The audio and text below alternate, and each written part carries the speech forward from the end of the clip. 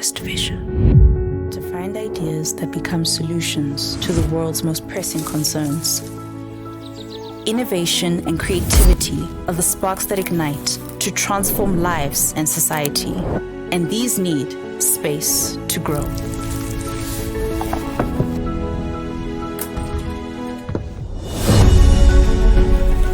We are home to these creative and innovative sparks. Our work goes beyond the disciplines, across our 9 faculties, 7 campuses, and being one of Africa's top business schools. As an African global university, we stand proudly among the world's top universities.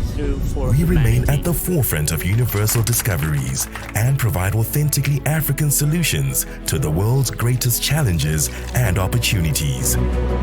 We are pioneers in our fields, from the humanities to cutting-edge technologies, continually seeking ways to improve the world around us.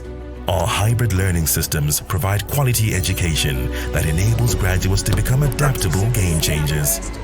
We have molded nearly 500,000 alumni who have made their mark locally and internationally, and we continue to inspire and equip our students to uphold our firmly rooted culture of excellence.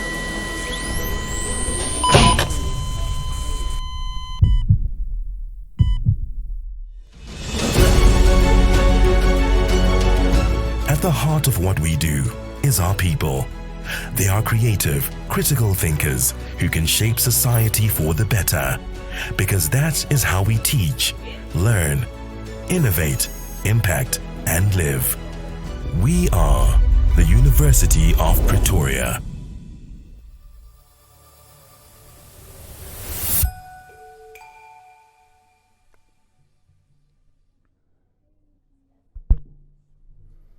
Great. Good afternoon.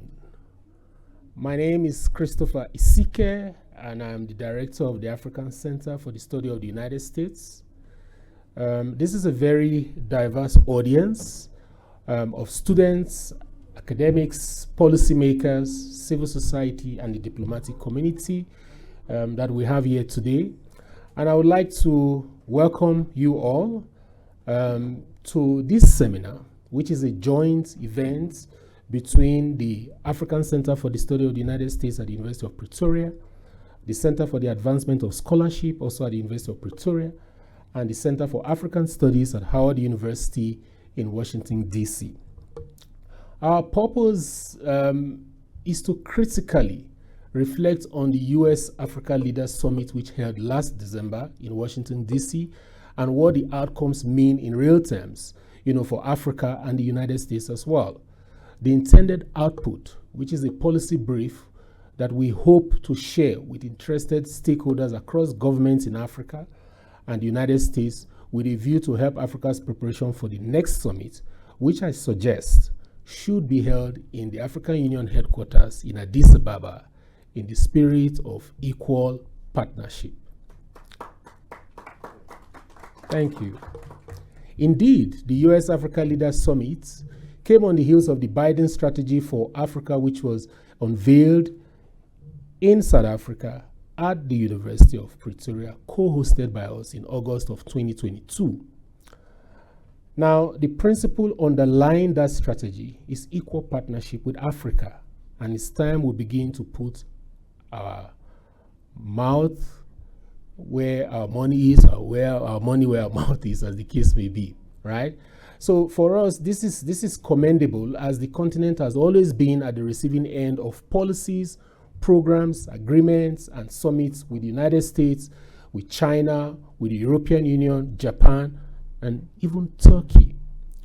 However, unlike the China's, Forum on China-Africa Cooperation, the FOCAC, which meets every 3 years, the US-Africa Leaders Summit only met for the second time in December of 2022 since its inception in 2014, when Barack Obama called that first one. Now, at both summits, the 2014 one and the 2022 one, Presidents Barack Obama and Joe Biden pledged financial support in varying sectors of development interventions in Africa. For example, the 2014 summit produced declarations on key issues such as gender, global health, support for combating wildlife trafficking, electricity, promoting American investment and export to Africa, peacekeeping, and counterterrorism. Although these thematic areas were already being addressed by existing projects, the summit in 2014 sought to formalize the relationship between the United States and African countries to address these critical issues. Now, building on and prioritizing these same issues with the theme of peace, trade, and youth investing in the future of US-Africa cooperation, the 2022 summit focused on a number of things. One, fostering new economic engagement, advancing peace, security, and good governance in Africa, reinforcing commitments to democracy, human rights, and civil society, working collaboratively in to strengthen regional and global human security and health security, promoting food security, responding to the climate crisis, amplifying diaspora ties, and promoting education and youth leadership. And this is one of the reasons why we decided to have many of our students attend this summit, not just as observers, but also as participants. So clearly then, the US-Africa Leaders Summit is an ongoing engagement beyond the actual events of both the 2014 and 2022 summits. And this is why ACSUS-UP, the CAS-UP, and CAS Howard University put this workshop together to reflect critically on the outcomes of both summits in terms of what they mean in real terms for Africa as well as the US. Since the US is always clear about what it seeks to achieve from these summits anyway. For example, the US always shapes the agenda of these summits with little or no inputs from Africa. So the key questions we hope to address on the state of the US-Africa Summit include the following. One, is the summit necessary and relevant to addressing mutual interest? What was promised and delivered in the 8 years between 2014 and 2022? What has been pledged in the 2022 summit? And what challenges militate against achieving these stated targets? What agency, if any, does Africa have in setting the agenda of the summit? And the last question we want to ask is Africa ready to leverage whatever development opportunities these summits present? This question will provide a framework for our reflections, spread between two sessions that will give an overview of the outcomes of the 2014 and 2022 summits, and then reflect on key cross-cutting issues of the 2022 summit. We also hope that these questions will guide the policy brief, which we aim to develop and publish in 4 weeks. I can take the liberty at this point to pledge that we shall share this policy brief with African governments through their ambassadors in Pretoria, the United States Embassy represented here, civil society organizations that are present, business, Africa diaspora organizations, and our youth and other relevant stakeholders. Ladies and gentlemen, as you will see from the bio sketches that are in the program in front of you, we have an array of eminently qualified panelists to critically reflect on these questions. And before I commend them to you, I want to respect and welcome everyone. I recognize the presence of our Vice Chancellor, who is here in two capacities, as Vice Chancellor of the University of Pretoria and Chairperson of the Advisory Board of ACSUS-UP, but he's also here as a scholar, as a professor, and he's going to be one of our panelists for today. We welcome you, Professor Kupe. I want to also recognize eminent ambassadors represented, embassies of African embassies and other country embassies represented, ambassadors, our colleagues from different universities in South Africa. I see a number of you, other centers represented, but most importantly to students. We welcome you all to this event, and I hope that you do have a good time. And it's at this point that I want to pass on the baton to Professor Adeke Adebajo, who shall then chair the next session.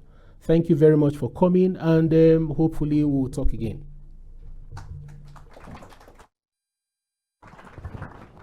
Okay, thanks very much, Prof. Isike. And I wanted also to greet our online audience in Washington And we very much want you to be part of this as well, and around the world, obviously. But since we're doing this with Howard University, we know there will be a lot of people in Washington. So I don't think we should be too hung up on protocol. As we say in Abuja, all protocol observed. I would like the speakers to come up to the panel. We want to take about 20 minutes for each presentation. And we want to avoid also going too long or having long speeches, because it's not an AU or a UN or whatever summit, but we want to have as much and encourage as much engagement as possible. So welcome, and we're really glad to have both the physical and the online audience. And because you have detailed bios of all the speakers, we don't really want to go into any very long introduction. So we're going to start with Professor Krista Johnson, who is the director of the Center for African Studies at Howard University, a historically black college in the US. And she actually attended the US-Africa Summit in December 2022. So we want a bird's eye view from ground zero, as it were. So welcome, Professor Krista, and over to you for 20 minutes. And I think you've known me long enough not to exceed that time.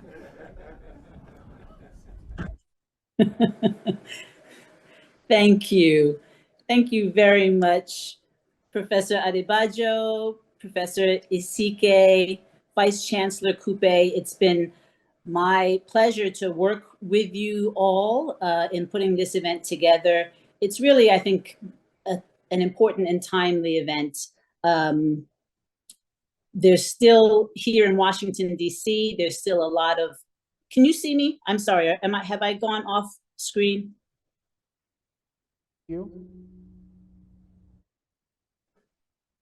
Sorry, can you see me now? Yes, we can. Okay, sorry.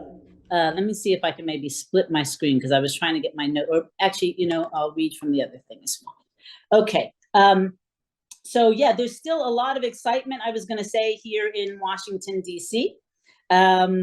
The summit in December was exciting and exhausting. There was a lot of activity around the summit and in the run-up to the summit.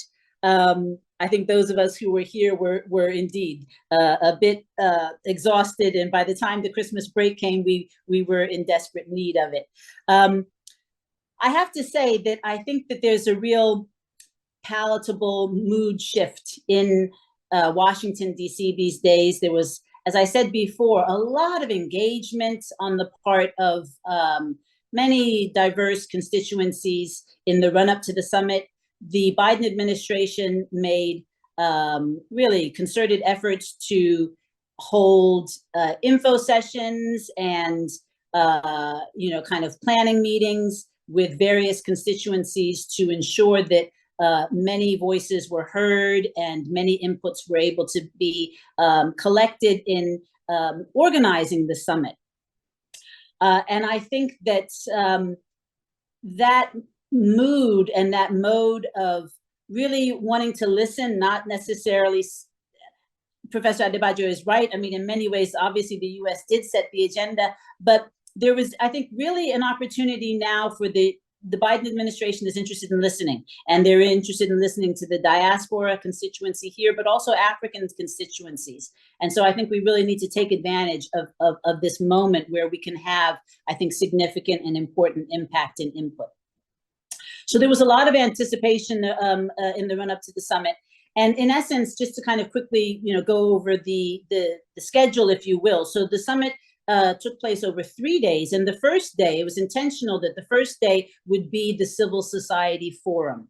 And the Biden administration made this clear that they really wanted to kick this off with an emphasis on youth and the diaspora and people-to-people ties. So this was the most accessible of the days of the summit, and probably drew the largest crowds in terms of civil society and other, outside groups such as myself. And I think there were a number of forums. This was also this day, Vice President Kamala Harris spoke and gave a speech. There were a number of other prominent dignitaries there, but also a lot of panels that focused on the creative industries and artists and musicians. And so you had a really interesting, I think, mix of people, some who were brought from the embassies, or I think recommended by our American embassies on the continent, who came and participated in these panels. So you had a really rich discussion from from activists, young activists, and entrepreneurs and musicians and whatnot who had come from the continent, and then this interesting mix of diaspora folks here as well, which was great. As I said, I think some of the highlights for me, at least for that day, were the creative industries forums, and then a forum, and then also, of course, there was the big announcement on the space cooperation, which I think maybe at least over here got some news attention. So the second day then was the US-Africa Business Forum. And here you had over 300 American and African companies represented. And there were a number of important trade deals and partnerships that were forged. Some of the main takeaways for me, particularly for that day, was the signing of an MOU between the US government and the Africa Free Continental Trade Agreement. I think that's another area probably that we'll talk a little bit more about today in terms of what that entails, because at the moment it's an MOU, which doesn't really say very much. And then day three, you had the high-level discussions between the heads of states. There were also a number of side events that took place. The US government, or the Biden administration, didn't want official side events, but many of us had lots of different events on the sides of the summit, and there was a lot of buzz going on there. I would just highlight that Howard had 2 or 3 side events, and I think in keeping with our tradition and our long history of critical engagement with US-Africa policy, we both held an event with the Secretary of Commerce and the US Trade Representative, as well as a collection of African women entrepreneurs, actually, to talk about US-Africa partnerships. But at the same time, we also held a much more critical, if you will, one-day event with the Global Pan-African Movement at Howard to really critically engage and provide a bit of a historical context of the trajectory of US-Africa policy, specifically in the post-Cold War era. There are a number of key takeaways I think that people have made with regards to the 2022 summit. Certainly, I think that overall, the Biden administration, I think in his speech, Biden said that the Biden administration and the US government is all in on Africa and all in with Africa. And that's very much, I think, part of the certainly kind of it captures the sentiment that the US government is trying to promote and trying to really run with these days. So we see a really supercharged diplomacy rolled out in the last days of the summit, where there are commitments for a number of high-level visits by high-level secretaries to the African continent. This began with Treasury Secretary Janet Yellen visiting in January, and that was actually even interesting, I think, signal that was sent there, in that she actually visited the African continent and African countries at the time of the World Economic Forum in Davos. So, didn't attend that, but actually chose to go to Africa at the same time. I think trying to, again, signify how important the continent is to the Biden administration and to US government and to US policy moving forward. The narrative, certainly with regards to US-Africa engagement, has changed. And now the focus is on opportunities, shared opportunities. You far less hear the narrative of threats or security concerns. Of course, those are there, but there was really a kind of a much more upbeat and optimistic narrative, which is being put forward in Washington these days. And so then there were also a number of, I guess, big announcements or high-level announcements. There was a commitment of over $55 billion to be spent on the African continent over the next 3 years. With regards to people-to-people ties, which is what I'm going to talk a little bit more about, there was a commitment to greatly expand the YALI program, which is the Young African Leaders Initiative. And then there was also a commitment to create a new diaspora council, the President's Advisory Council for the diaspora. There was support for the Biden administration made clear its support for African membership in the G20. And then there were a number of deals and other initiatives that were announced in the areas of trade and investments, technology innovations, health, food security, climate change, democracy and governance, peace and security. If I have time, and I'm conscious of Professor Adebayo cutting me off, I'll talk a little bit more about what I see as some of the missed opportunities. But I want to focus the remainder of my remarks on one of the key takeaways, which is this idea of the growing influence of the African diaspora on U.S.-Africa policy. And really, there's, I think, an important shift that we're seeing in the U.S. government, where the diaspora is really being viewed as an important tool of soft power. And in some ways, there's a growing, I think, recognition of this role on both sides of the Atlantic. Whereas we started off with, I think, safe to say, a bit of a tepid inclusion of the diaspora as the sixth region of the African Union. I think even on the continent, you're seeing far greater engagement and opportunity to really, engage with the diaspora, even on the part of our African partners. The Biden administration did announce this new President's Advisory Council on African Diaspora Engagements during the summit. And I think it's the latest and most significant, probably, manifestation of this trend. I will say, though, I think we should put this in a bit of a context. It's important for those on the continent to understand. We've seen some interesting shifts in the African diaspora here in the United States over the past 20 years or so. New immigrants, if you will, to the United States now constitute 1 in 10 of the African American population here in the United States. So that is the fastest growing sector, if you will, of the African American community here. And they're outpacing, if you look at the rates of immigration, you have far greater rates of immigration from African countries than you do from the Caribbean, which historically is where the African diaspora or a lot of growth in the African American community emerged from. So it's important to recognize that you're seeing some interesting developments or kind of demographic shifts, if you will, within the African American community here in the United States. And in general, this has boded well for the African American community. We're seeing far greater political engagement and political awareness on the part of this so-called new diaspora, right? You see a lot more elected officials, not only at the national level, but more importantly, at the municipal level, local government levels. And so in certain key metropolitan areas and whatnot, you have a significant critical mass, if you will, of African American or African diasporan elected officials. If you look in our social movements, Black Lives Matter, and other social movements, you see really the kind of convergence of these kind of intra-diaspora alliances, which have been a positive trend, I would argue, in this regard.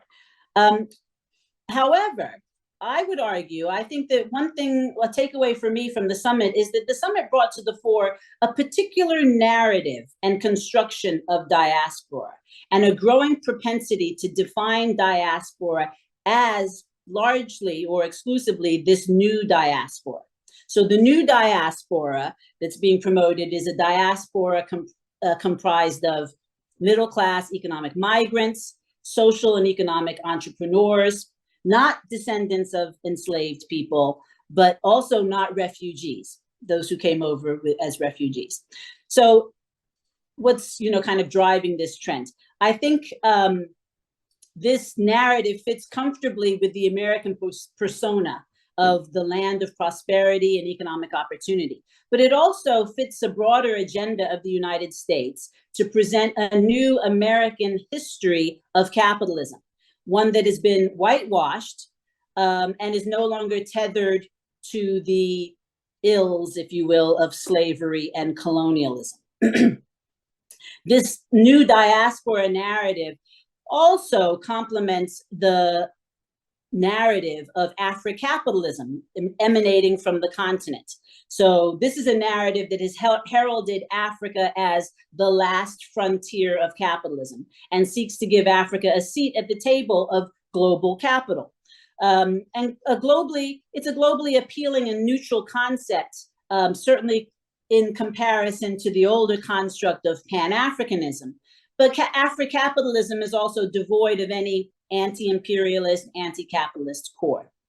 In the course of these new histories that are, I think, emerging, it's quick to push, of course, under the carpet the unpleasant fact that it was the old diaspora that powered the emergence of this so-called global capitalism. So, but it's important for the African-American diaspora and for Africans on the continent to understand the history of African-American intellectuals and activists and policymakers in U.S.-Africa policy engagement.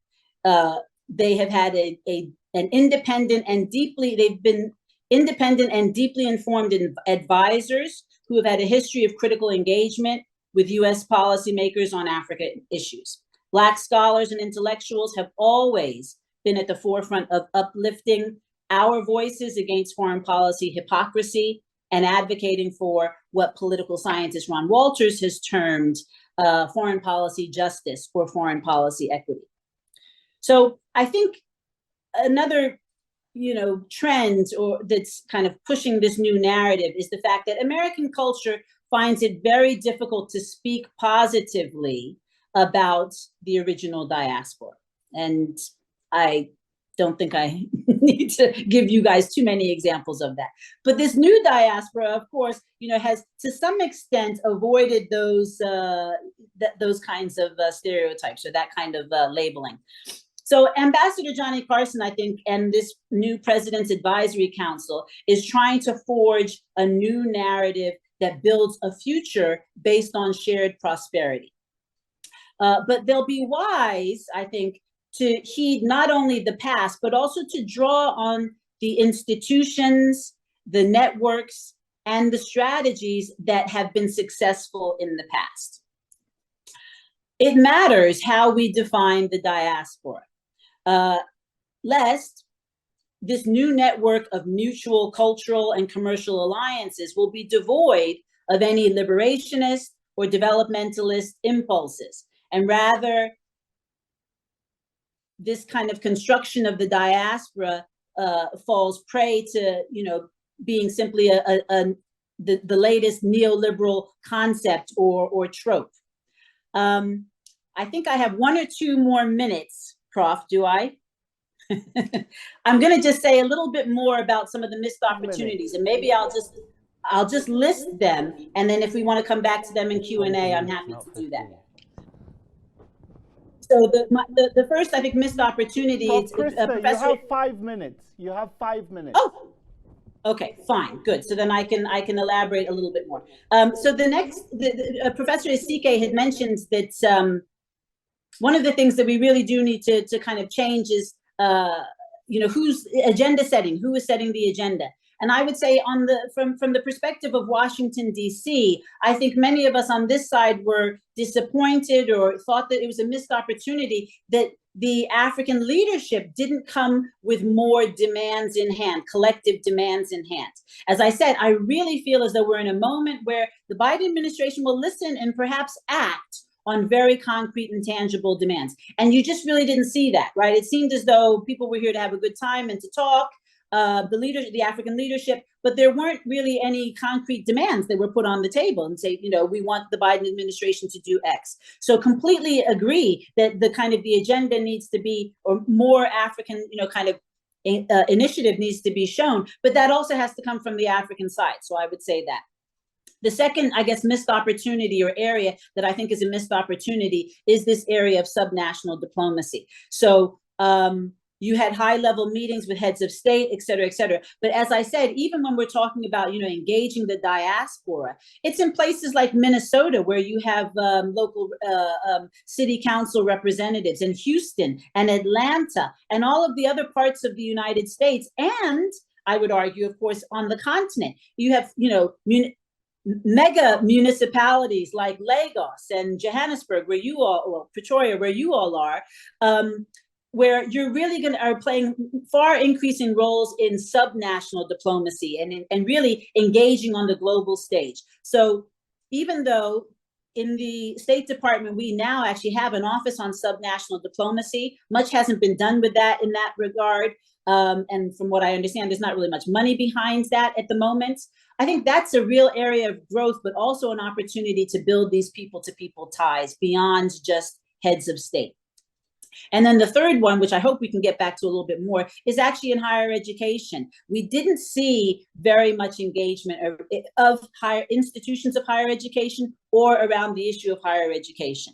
And what's kind of surprising in that regard is that all of the areas that we are looking to kind of develop these partnerships on, be it technological innovation, climate change, health, any of these, the kinds of basic research that's required for that takes place at colleges and universities, but here in the United States, but also on the continent. And we know that we have a real gap, a significant gap in terms of the availability of opportunities of higher education for a significant portion of the African population, which of course is the fastest growing African population. So I think that's an area that the U.S. clearly missed out on. They made one announcement with regards to higher education, which was for a paltry $1.5 million. And there's a lot more that we need to go there. But again, I think that's an area where institutions like Howard and UP, with the guidance of Vice Chancellor Coupier and others, could really put some tangible projects and proposals on the table that hopefully we could get some support for. I'm going to leave that there, and then we'll come back to it in Q&A. Thank you. Thank you so much. And please, audience, you can applaud. Really excellent presentation. And one of the things that you did, Krista, that I really liked is to offer us concrete policy recommendations, although you did it in the sense of also missed opportunities. So please, we'd like to appeal to the speakers and also the audience, if you can think of policy recommendations to strengthen US-Africa relations. That's part of what we're trying to get out of this and to put in the policy brief that we're preparing as well. So let's move on now, and I'm going to give the floor to the Vice Chancellor of the University of Pretoria, Professor Tawana Coupe. He's too well known here to really introduce him, and you have the full bio in your programs. So Prof, I think you're going to focus on your area of specialization of media. So the floor is yours. Thank you, Professor Adike. I don't know why they have been given a platform when I'm really not a scholar. I'm just a bureaucrat. I have a very big office, and then I issue lots of commands on a daily basis. So, but here is my 2 pence worth. I'm almost tempted to begin to respond to Professor Krista Johnson, but first perhaps I should make my remarks and then weave in some of my responses. But allow me just one response to what she said about one of the missed opportunities being an investment in higher education. So it's interesting, she said that is 1.5 million. Interestingly, last year, the US mission here asked me to use $250,000 US to hold a university partnership summit, which we did 3 weeks ago, and which involved universities across the continent and from the US, and we did it at our Future Africa Institute. So perhaps we should add the 250 to the 1.5, so closer to 2 million. not nearly enough. However, at that summit, it was very interesting. The outcomes of the summit were very interesting about how we can build sustainable, mutually beneficial, impactful partnerships between US institutions and African institutions, and create partnerships and networks to do this at scale, and also how we can actually fund such partnerships. So that was very interesting. Obviously, the question of African studies and responses to the US as a nation and society were part of that. So before I in delving into the topic that I chose or was given about the media in relation to these summits, allow me also to say I was not at this summit. I have attended summits like this, but they were not US Africa.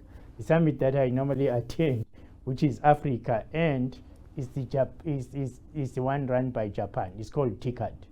So, and TICAD happens both in Japan and alternately on the African soil. And that symbolism is, I'm going to talk about it a little bit later, is actually very interesting. But why am I interested in this topic personally? When I was 16, one of my teachers in high school, who thought I liked reading a lot, offered to buy me on a monthly basis Time magazine. Time magazine was a very powerful magazine those days. There was Time, and then there was Newsweek. Now, that was the 1980s. If you want to know how old I am, I'm really very old. So I was 16 in 1979, to be precise. I was 16.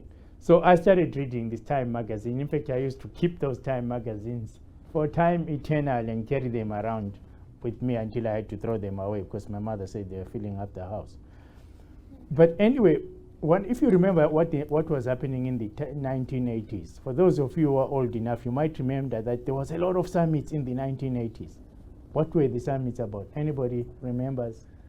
It was the Soviet Union and the US on the issue of nuclear arms. The SALT treaties, they were called. Remember, there was SALT 1 and there was SALT 2. Very interesting, sir, because the threat of nuclear war was very real at that time. So if you like, my whole life, my understanding of the US has been how it is represented in predominantly US media. So fast forward now to now, I'm an adult, and I happen to be a small guy in a big university, that is Wits University. And that lingering interest, and now I also have a PhD in media studies, that lingering interest in what shaped my thinking about the US when I grew up came back to me. I wasn't able to go to the US until I was much older. In 1992, I went to the US, the first international flight I ever took, the first non-domestic flight I ever took. It was a very eventful flight from Harare then to Joburg, without getting out, of course, and then all the way to London, New York, and then to LA. And in that whole trip, a beautiful accident happened. When I got to New York, being naive and believing that, you know, since I'm African, and if I see someone looks African, they are like my sister from the village where I grew up. So my layover was too long. So I chose a person behind the counter who was an African-American woman and said, could I take an earlier flight? She said, of course, absolutely. But she made a mistake. She overbooked the flight. So when I got onto my seat, there was somebody sitting there. Remember, it's my first time to fly international. So I started making my way to get out and go, and thinking I could walk back, you know, go back to the gate and get the next flight. So, but a flight attendant met me and said, what's the problem? I said, there's someone on my seat. They said, please say, come with me. And they put me in first class. And I was wearing dirty jeans that had not been washed for a month, nearly torn sneakers, not Nikes, some local brand, a dirty jersey, and a t-shirt. Now I was in first class with people wearing Armani suits. They all looked like this and then looked away. I suspect I'm slightly smelly. You're a young bachelor, you're a young lecturer, you don't wash your clothes often, and now you're in first class. It was wonderful, but I will stop there about that journey. You have 15 minutes, VC. No, don't worry. In 15 minutes, I'll cover 10 major points. But wait for the story. So when I got to LA, it was when LA was burning because of the Rodney King verdict. Remember the Rodney King verdict? You can fast forward today to to Black Lives Matter. It was like the beginnings of Black Lives Matter. So I experienced the US I flew into LA as it was burning all over the place, but went to San Bernardino. Now back to this particular topic, and you might see why I spoke about in this particular fashion. One of the reasons why I then thought later in life, in a big university, being a small man, to create a center for the study of the US, an African center for the study of the US, was driven by my very intellectual concern about the portrayal of the US-Africa relations in the media, if you like. And I was concerned about the very fact of how we call it on the African side. We also call it US-Africa relations. And later on in my remarks, if it doesn't cut me off, I'll talk about the reversal of how about call it Africa-US relations. Because here is the point I want to make.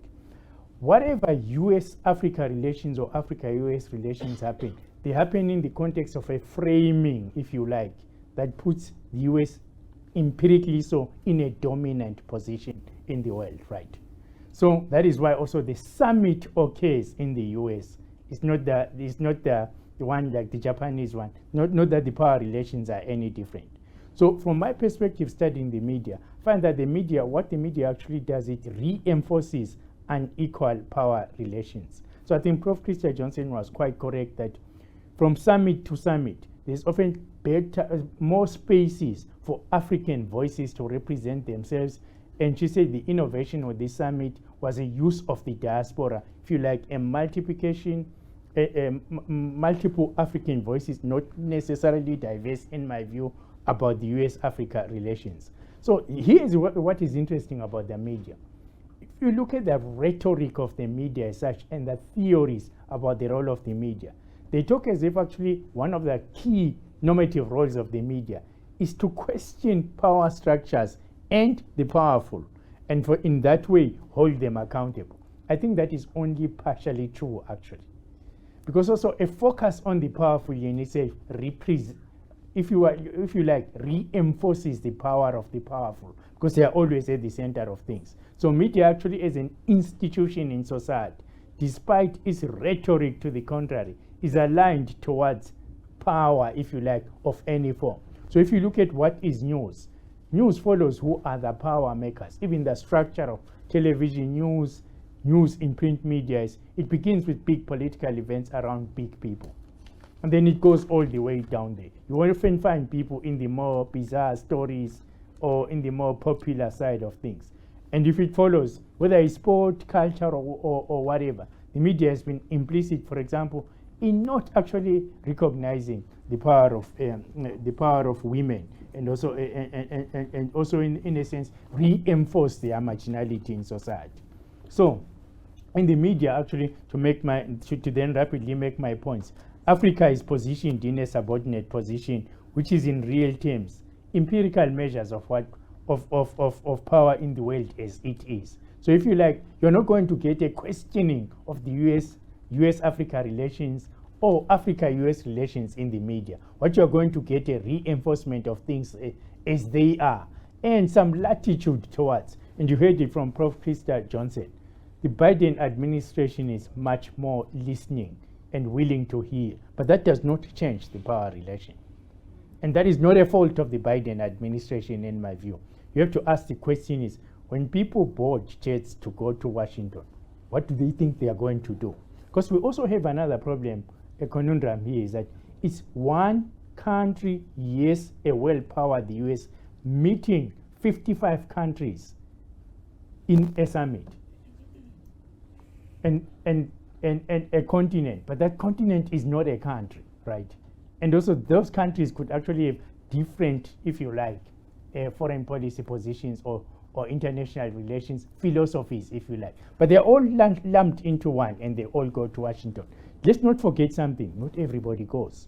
Some people are not invited for their misdeeds.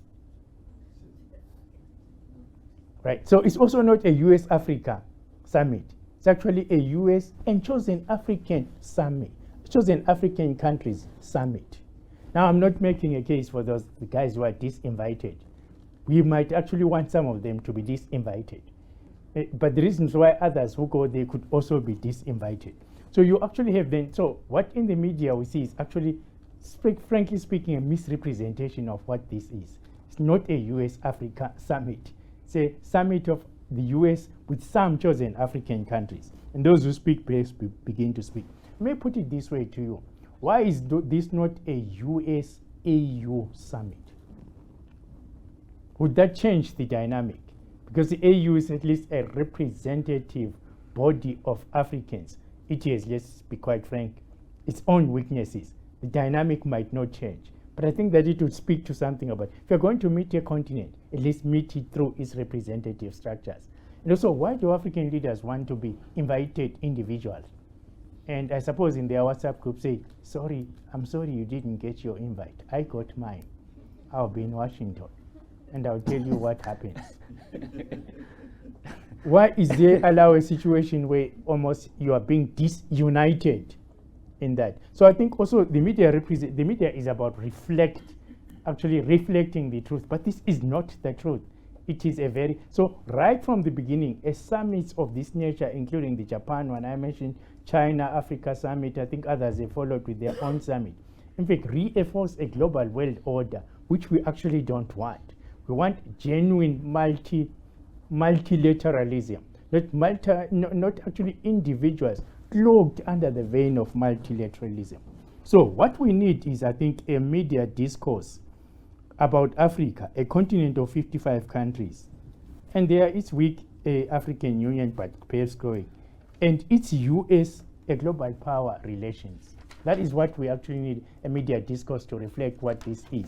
So in other words, I'm also saying that Africans need to do, in the context of this summit, is to define whether the African Union has a foreign policy principles and positions that it will project in this context, if you like, or whether the 55 different African countries, when they go there, I mean the ones that are invited, mind you, they are not 55, also have foreign policy positions that they can project, and those foreign policy positions have a pan-African element that can project when they meet a global power.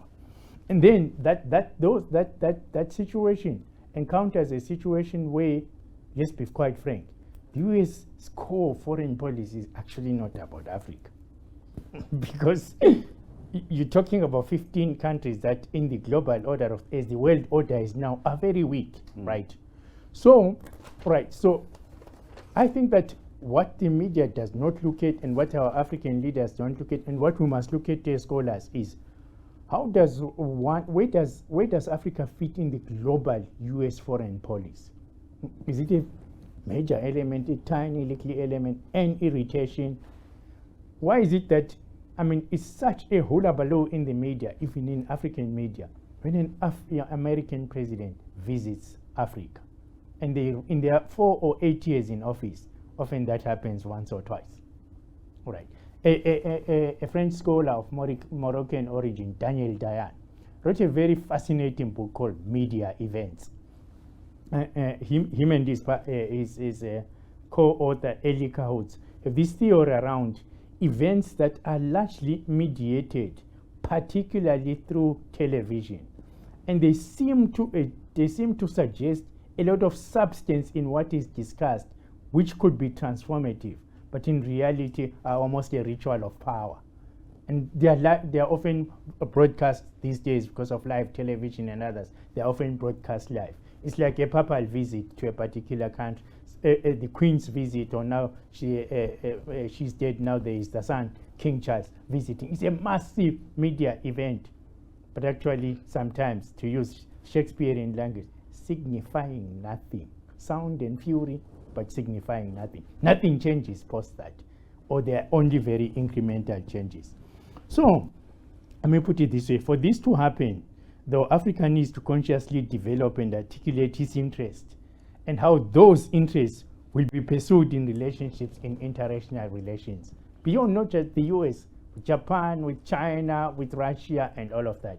And it needs, also Africa needs to actually create, because we have to talk about this, needs to create a media structure and system that can articulate this. Because the US is fortunate. It is a CNN, which is global, if you like, and other media with particular credibility that will project the outcomes and its engagement within the US-Africa relations, or in fact, for that matter, in NATO, in the EU, in the World Trade Organization, in the IMF, and in the World Bank, where often the US people with particular expertise of views are placed in the leadership of those organizations. Africa doesn't have the same, if you like. So enters these relationships at every level, if you like, without a coherent media system that will project its own views.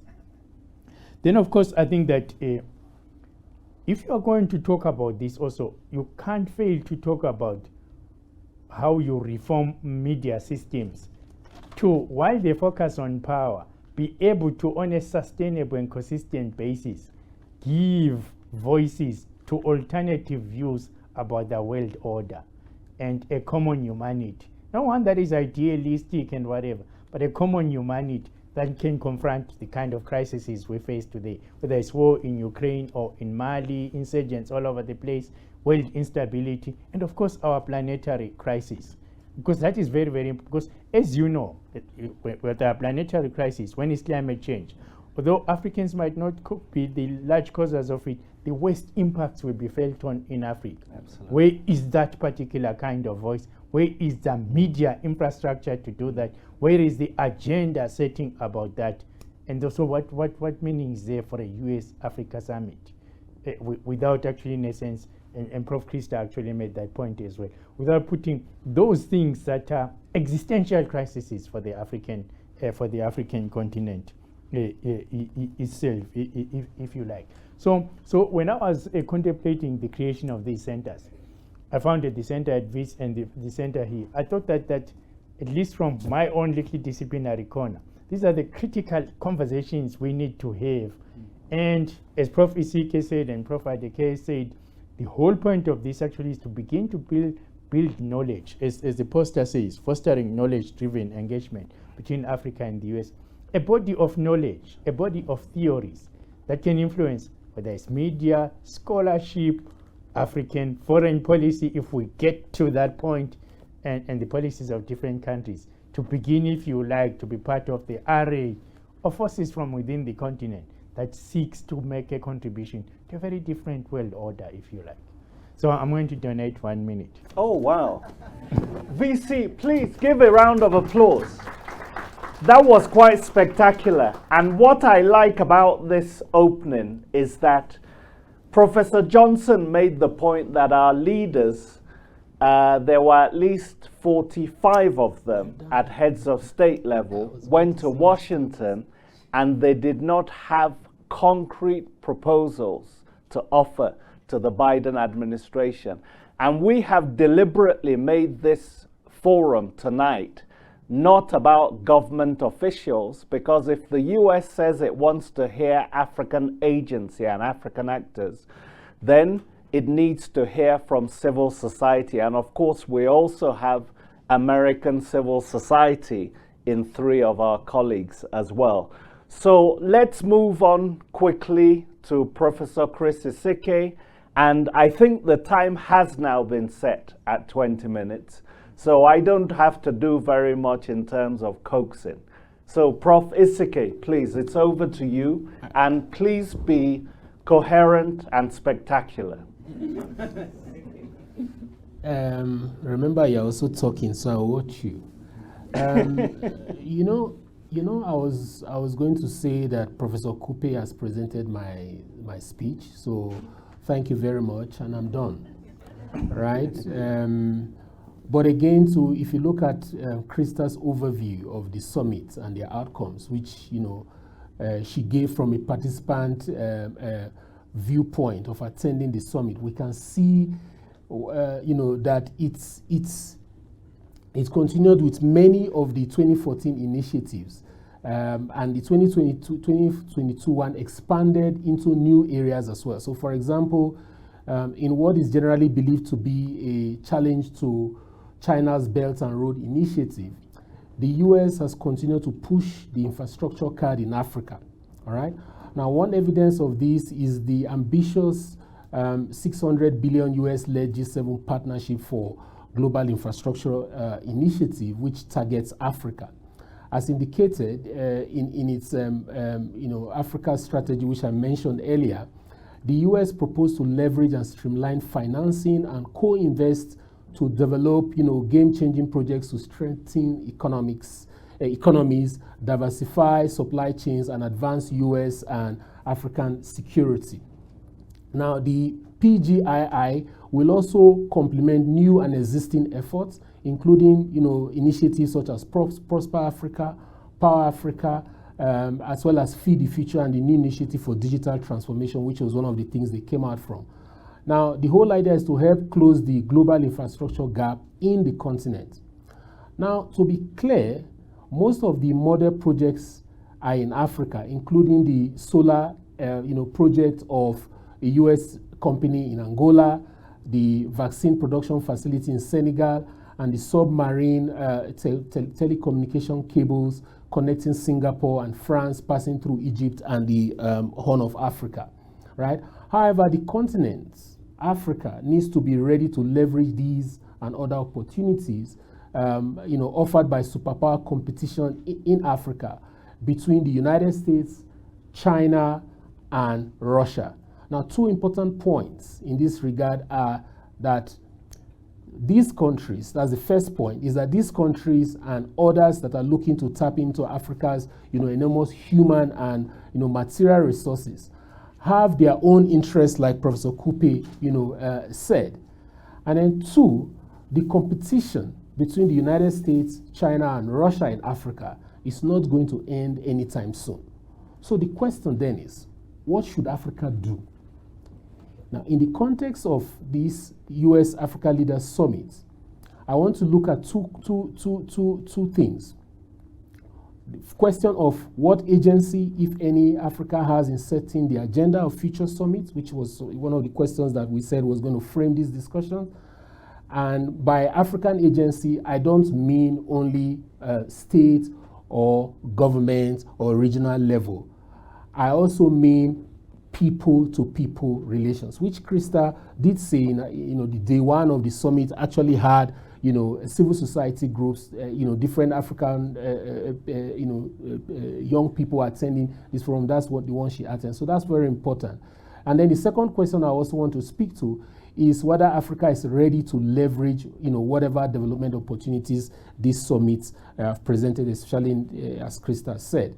Now, these are key questions that will determine whether Africa benefits from this summit and even the ones that are to come. So let me try and say that despite the age-long silencing of Africa's voice, worldview, and experiences, the continent has increasingly shown capacity to be part of the solution to solving world's problems.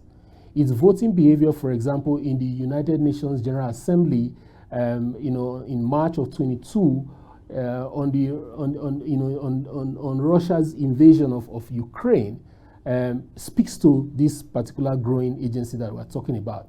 The African Continental Free Trade Area and the increasing drive to develop common African positions on key global issues also demonstrate a growing capability to examine and enact geopolitics through an African lens. And this is what Professor Kupe was talking about, the need for Africa to come together, right? Now, I'll give you examples of these common African positions.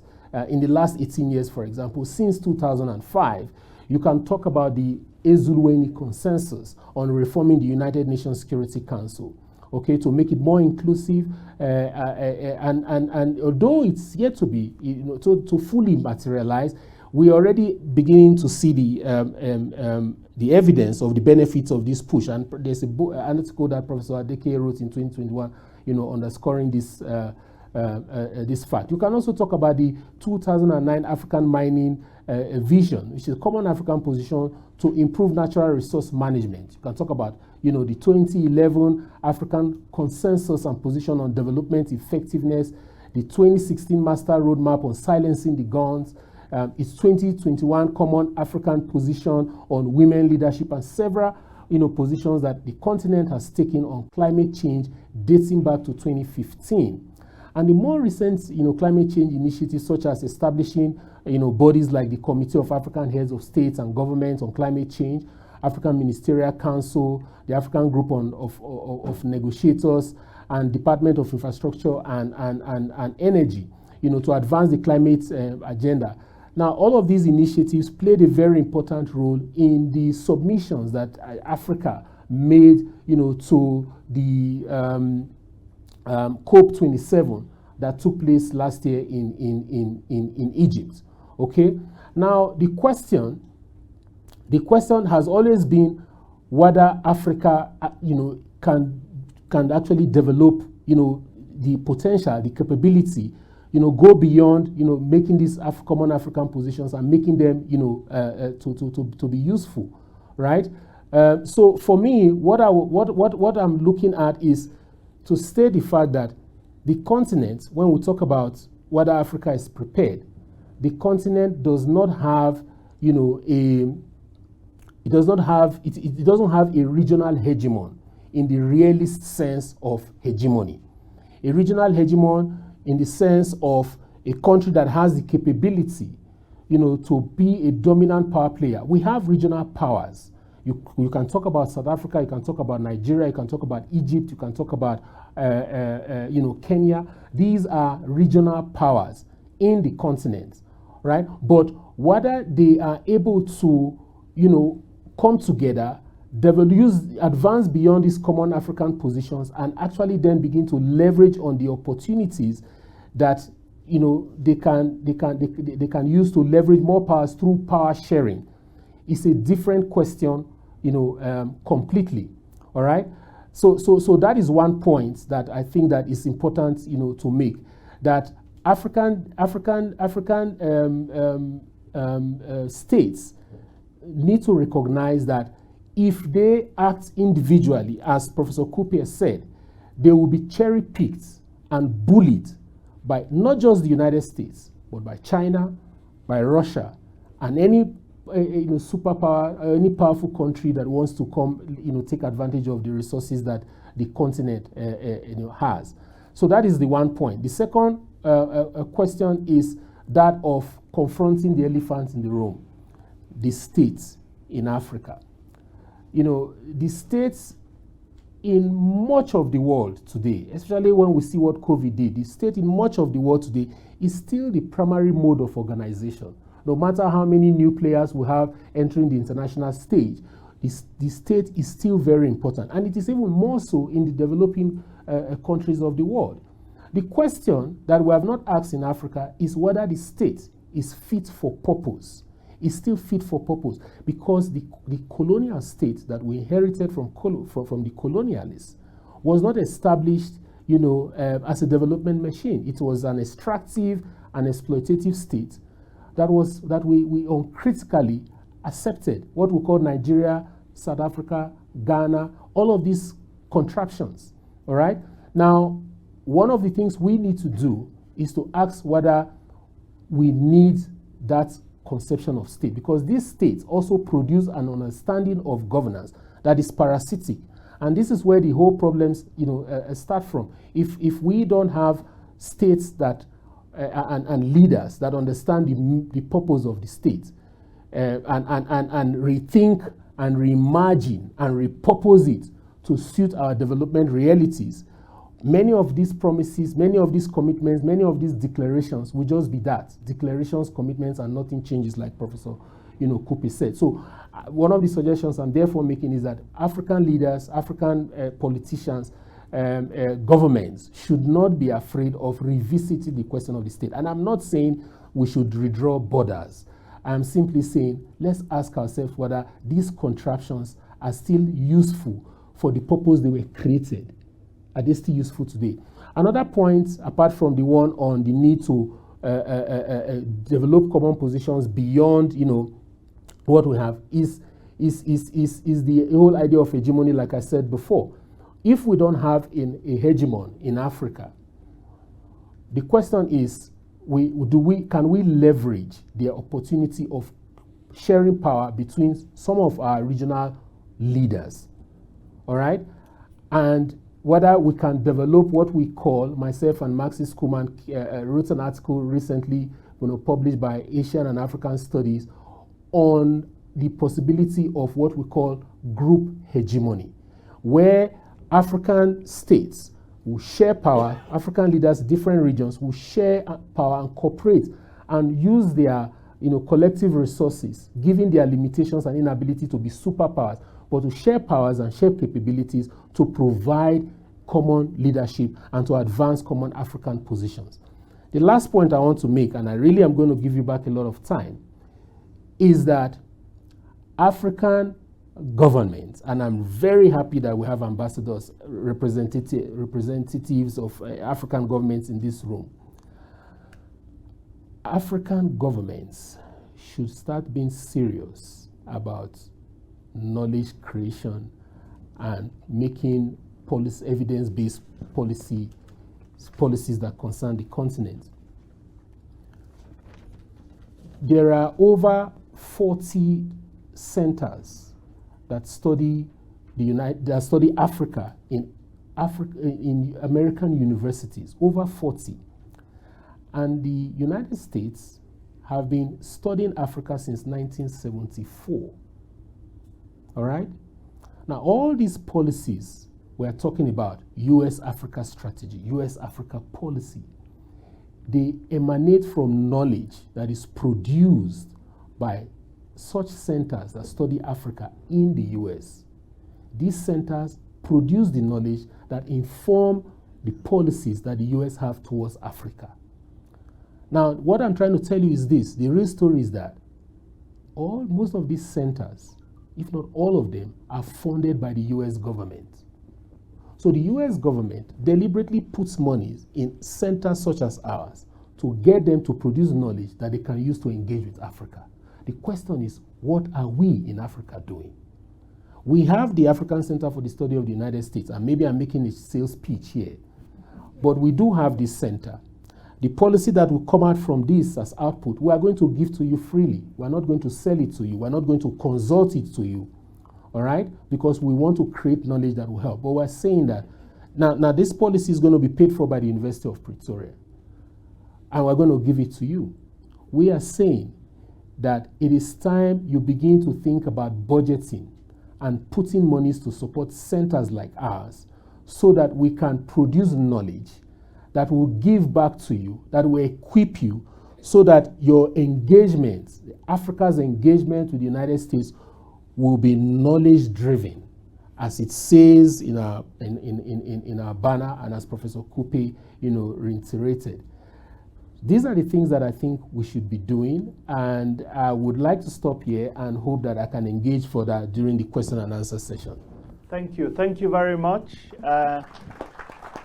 So we've saved quite a bit of time. We have about 45 minutes, I think, and please do not hold back and do not be shy. You've had 3 very eloquent and very direct presentations dealing with civil society, media, and international relations and African agency. And we want to hear from you as clearly as possible, whichever way. We want diverse views. So let's start with the room, and we'll take a group of questions. Just briefly introduce yourself and then ask your question to either one of the speakers or to all 3. And then we'll also take from the online audience as well. I hope Kirsty is here and will help me to bring people from the online audience either onto the screen, or if you just want to, if people are just sending in questions to read. So please, who wants to kick us off? Yes, please. Is there a microphone? We should have a microphone, no? It's over there. Isn't there one on each side? Yeah.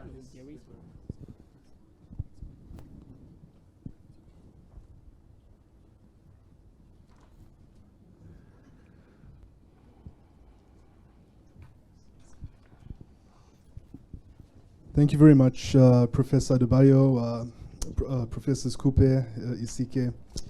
My name is Prel Singh. I'm from the Institute for Security Studies. I lead a program called Africa in the World, which focuses on how to support and enhance the collective agency of African states within the international system. Professors, I think one of the things we often focus on at our institutes is on the peace and security landscape. And one of the sticking points in the Africa-US relationship for a number of years has been how to overcome this deadlock that exists within the UN on the use of UN-assessed contributions to support the African Union's peace support operations and to better fund and capacitate Africa's capability to lead on their own peace operations.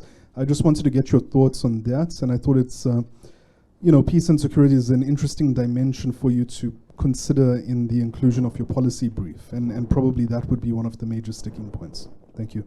Okay, good. Let's, in the middle there.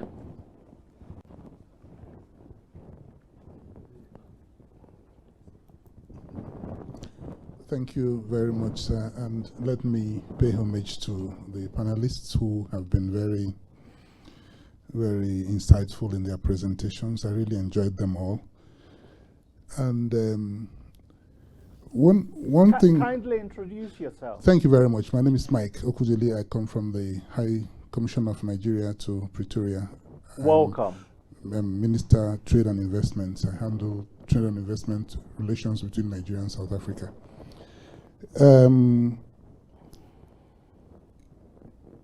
It's quite interesting that American government is very keen on raising the tempo of their relations with Africa, and I was quite excited when one of the participants, I think that was a VC, highlighted the fact that one country is inviting many other countries and treating them all as if they were one country. And in my previous diplomatic life, it's one of the things we tried to kick against. Because after the US did that, Japan came with similar framework, China has their own, and there have been many more countries, trying to have relations with Africa in the format of Nigeria, US, Africa, China, Africa, Japan, Africa, and so on. I'm very glad that you highlighted that point.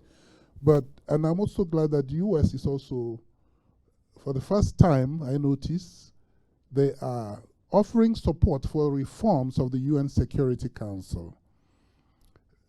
That's really exciting, but it also seems to me that that offer is a bit, I don't know the correct English word to use, but it does not seem to really hold water, because having been at the UN Security Council myself, I do know that that is a subject on which most members of the UN Security Council are in agreement, even those who are not so friendly with each other. There does not seem to be a vacancy at the UN Security Council. They are all very hesitant to expand the UN Security Council by way of reforms. But I believe that that is something that is worth doing, and that no one will be able to stop a change when its time comes. So Africa should continue to push that. And I was glad with the first speaker who talked about UN support for peacekeeping operations.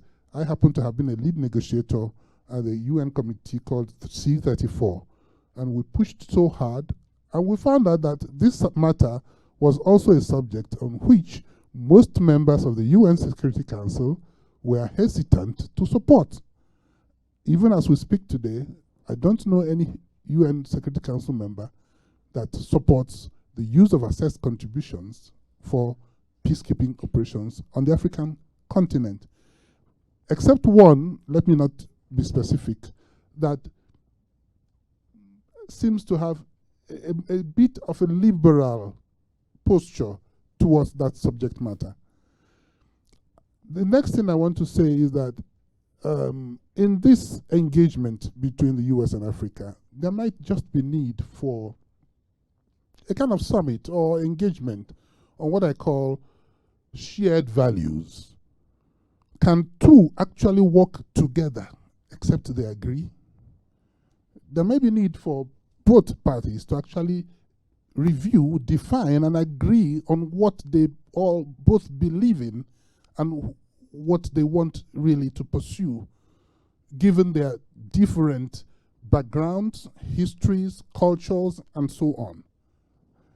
Okay, thank you. Let me stop here. I think so that I'm not accused of bias, since we're dressed similarly.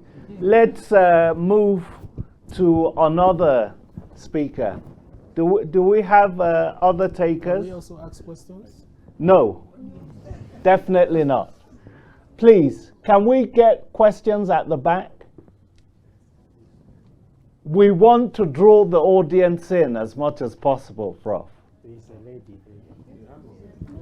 There's a lady in front. Sorry, I'm a bit blind. Go ahead. Hi, I'm Jacqueline Kutzer, independent researcher.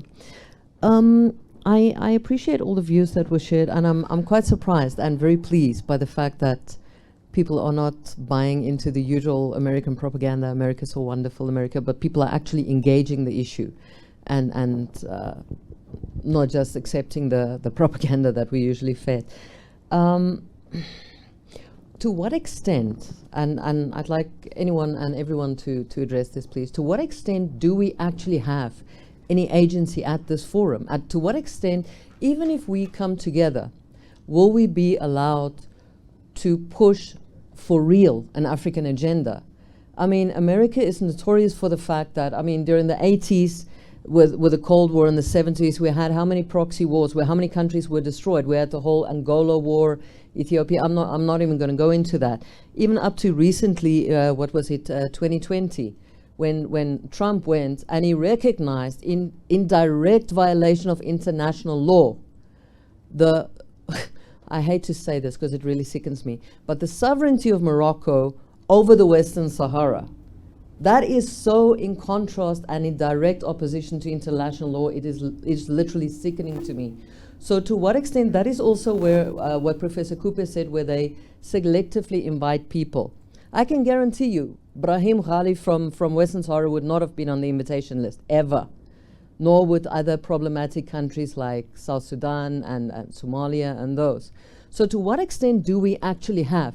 Is this just a window dressing tool to say, oh, here, nice Africans, see, we're playing with you, we're being nice to you? Or are they actually ever going to take us seriously?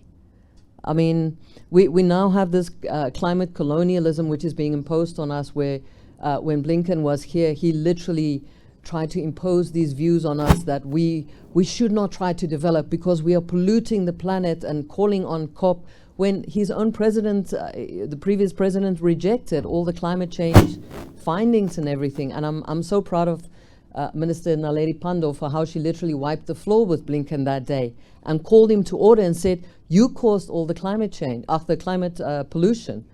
We have a right to develop. So do you think that we will ever get to, okay, well, we'll never get an equal partnership, but at least a semi-equal partnership? Thank you. Sorry for being so long. Thank you. And I think the one thing we should clear up, I'm not a US official, as you can tell, but what the US did in this summit, it said it has no diplomatic relations with Eritrea, and there are 4 countries that have been suspended by the African Union for staging coups.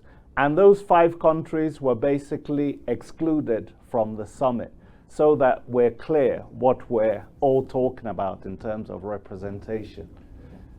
Okay, so I think we can take either 1 or 2 more if there are any hands. There's one question online. Yes, please, let's get an online question. From Azor Ogbu, I hope I'm saying that right. And his question is, should an African president invite other African heads of state? Would they attend the invite with the same enthusiasm afforded Washington, Beijing, Russia, or Paris invitations? If not, why not? Okay. We don't have any African president here, but the VC is probably the closest we have to an African president. So we'll manage to handle that. Okay, let's go back to the audience, to the speakers rather, and then we'll come back again to the audience. But please try to come up with your questions. And I know the US must be represented here. Don't also be shy to defend your corner. So we want to hear from you as well. I think I know who it is. You're not operating under the cover of darkness. So let's start, I think, this time with the Vice Chancellor, and then we'll go to Prof. Chris, and then Krista will end with the first round. So here I'm going to perhaps sound like I contradict my initial remarks. So you see, I think that in having this critical conversation, there is something that we must avoid, where we pile on the usual criticisms we have on the US, and we do not equally focus on what the African side ought to do. So that's why I like the question about why don't African presidents invite each other with the same enthusiasm. For me, it goes back to the point is that Africa needs to use its avenues to formulate what its relations with the US and indeed the rest of the world ought to be. You can't duck that in international relations, as long as you do not have your own. And also, I'm not here suggesting that Africans should sing from the same hymn sheet like a choir. There has to be robust discussing among the Africans themselves to get to the point to say, these are the common interests we will defend, but on strategy and this and the other, we might differ, as long as it does not, if you like. And also, Africa must sort out for itself is, how do we leverage the idea that we're often treated as a country when we're a continent? Because from where I see it, there can be advantages to that. There are also disadvantages to that. And also, I think where I disagreed with you is that you said, I'm not saying we should change borders. Why not? Because the borders actually do not belong to us, right? And the borders are often at the heart of the wars that we were talking about. The first question about peace and security. Here, by the way, I think is what is one of the most interesting things about what I was meant to, I'm commenting on the media, is the media is behind society in relation to the question of peace and security. The media still sees the question of peace and security as wars only, and how the wars are being fought across the continent. And they have no clear architecture of the causes of war, both internal and external. So they don't actually embrace the peace and security agenda, let alone the assessed contributions, if you like. So, and that is why often, including the African media, often they still stuck with the economist's unpopular image. Remember that unpopular image, the hopeless continent, which had a child soldier as its image, right? So again, that is why I was speaking earlier on in my opening remarks about a changing of consciousness being also a changing of the discourses. We're almost back to having to revisit Fanon, Walter Rodney, and all of those critical voices about the legacies of colonialism and domination, both new and old, if you like. And the situation gets more complex. When the US calls African leaders, invited African leaders to a summit, and we know that some of those African leaders have also lingering, if not real live, allegiances to former colonial powers who are not the US, who are in Europe and in the EU. The question of Africa's international relations becomes even more complex. I don't see that in the media, and I don't see that sometimes in our scholarship about the levels of complexity and complications about Africa's, urgency or lack thereof in the domain of international relations. So for me, it's such an urgent answer because it keeps complicating how you can sort out the situation. Go anywhere, whether it's West Africa, East Africa, the Horn, and you see multiple external players in a conflict, and often sometimes taking conflicting positions.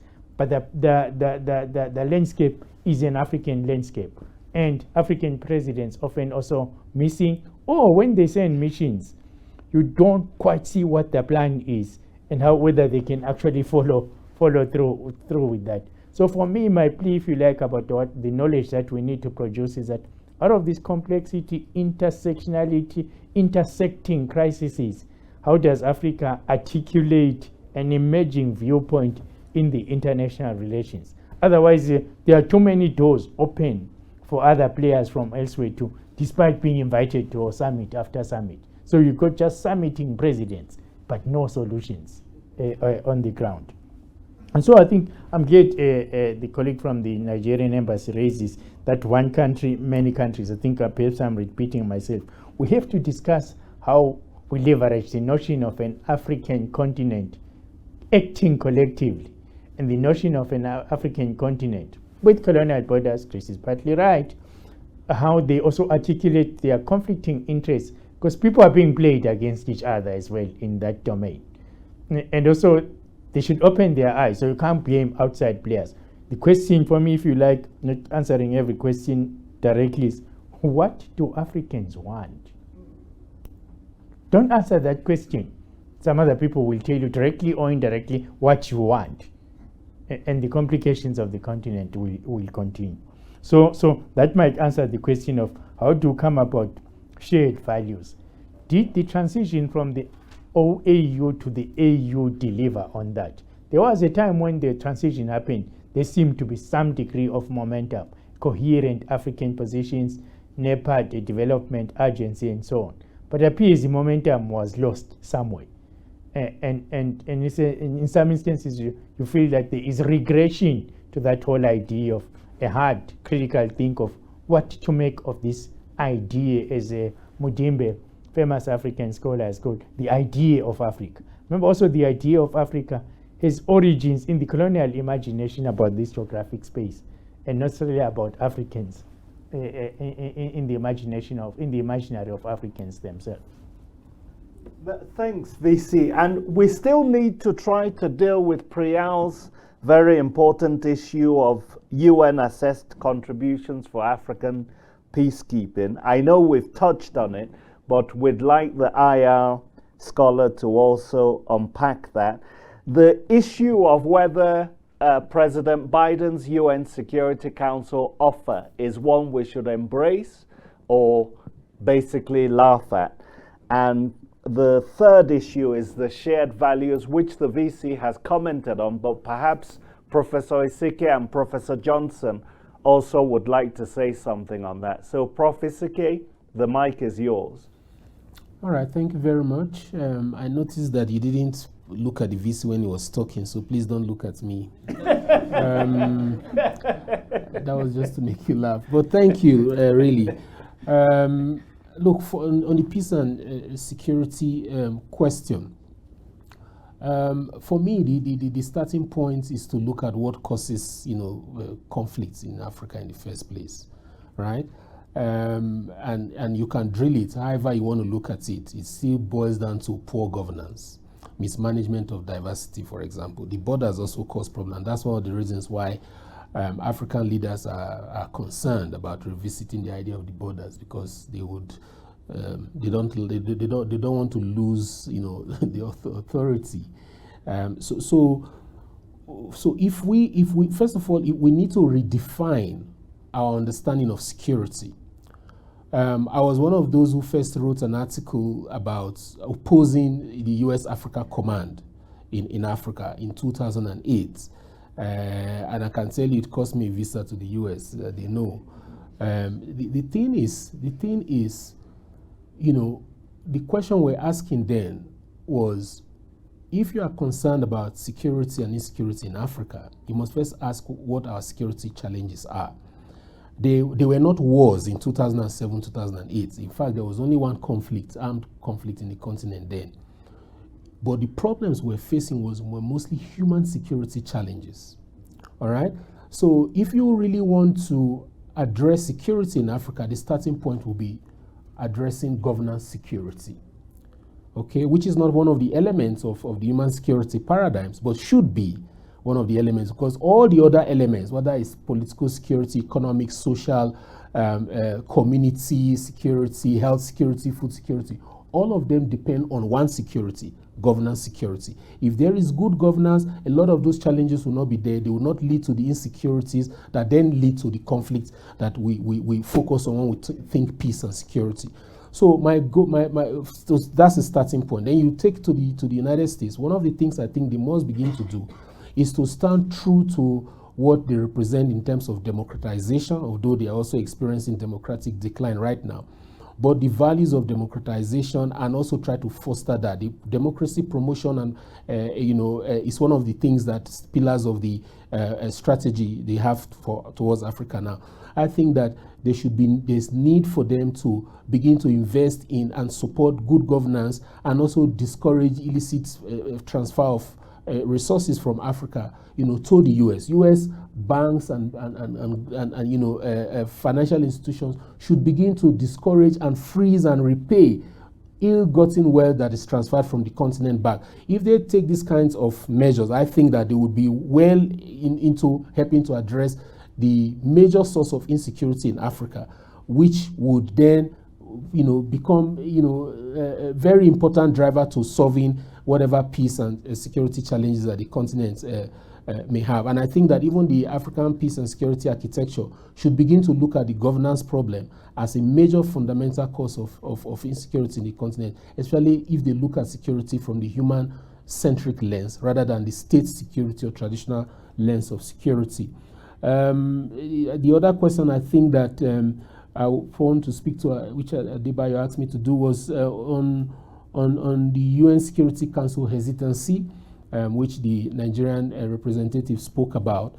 I think we should take that seriously, because that if you are having a benefit and somebody comes with a new policy that will take that benefit from you, there's going to be resistance. All right. So it's understandable that those that are benefiting right now from the veto power and the absolute power of the UN Security Council, would not want to change it. But it is inevitable, like you said, an idea whose time has come. And COVID helped to underscore that.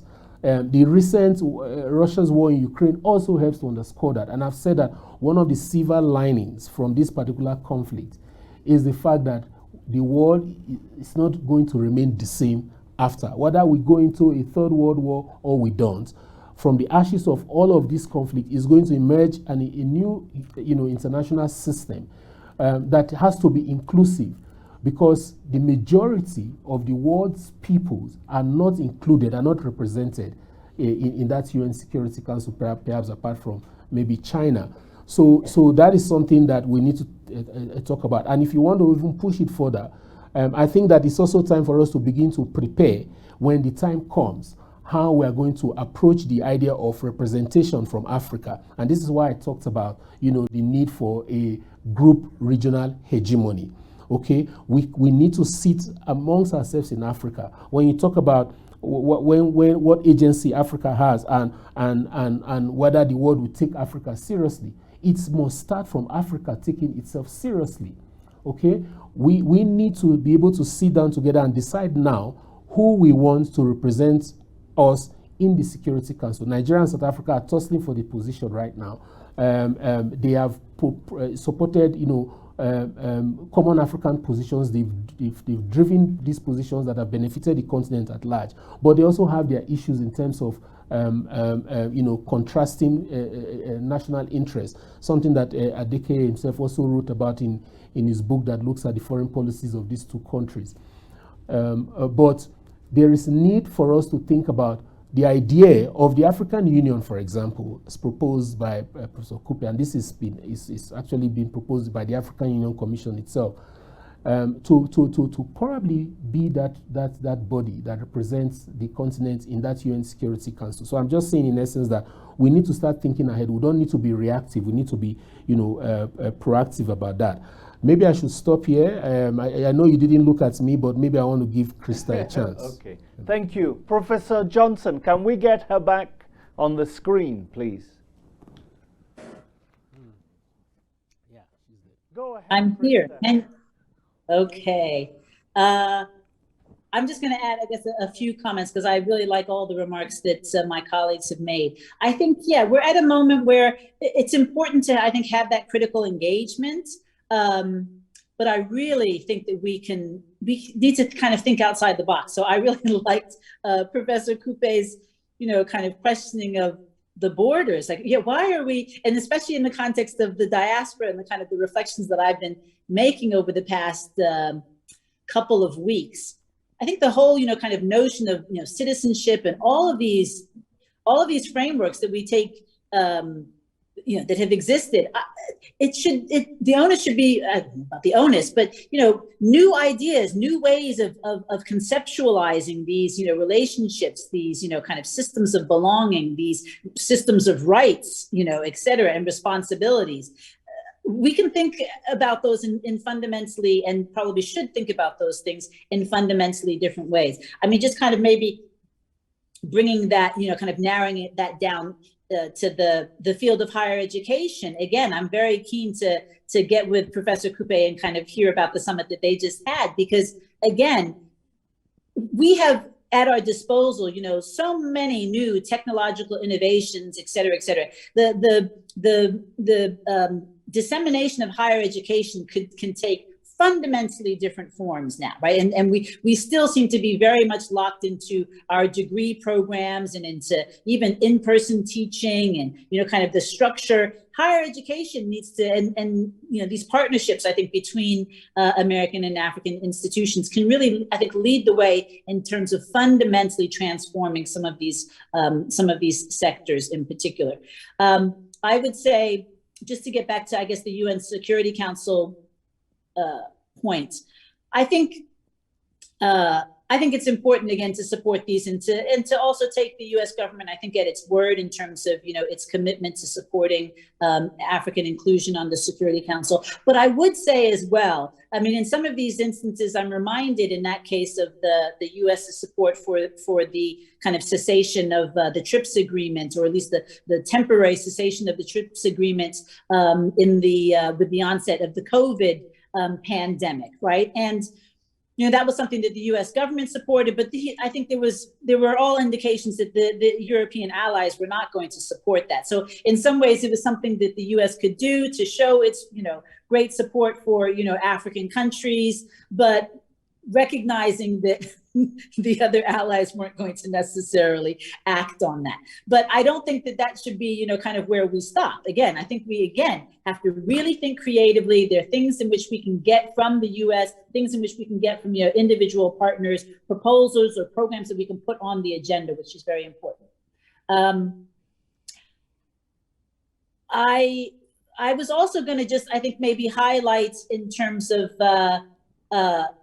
kind of thinking about the ways forward as well. I mean, as I'm thinking about specifically, again, the diaspora, these people-to-people relations, I think it's really also critical for us to, and this gets to some of the conversations that we've had about the role of the state. It's investing in programs like ACSUS, et cetera, et cetera, et cetera.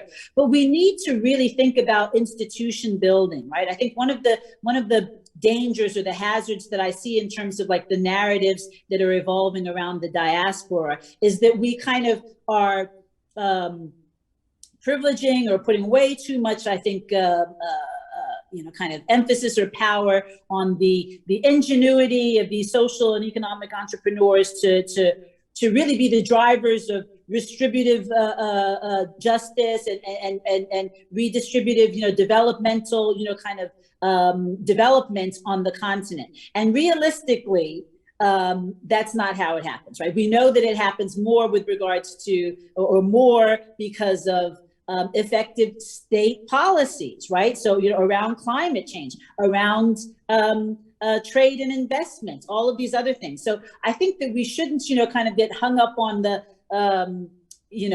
niceties of, kind of the opportunities, the kind of shared opportunities out there, and make sure that we're building the necessary institutions, supporting those institutions that exist.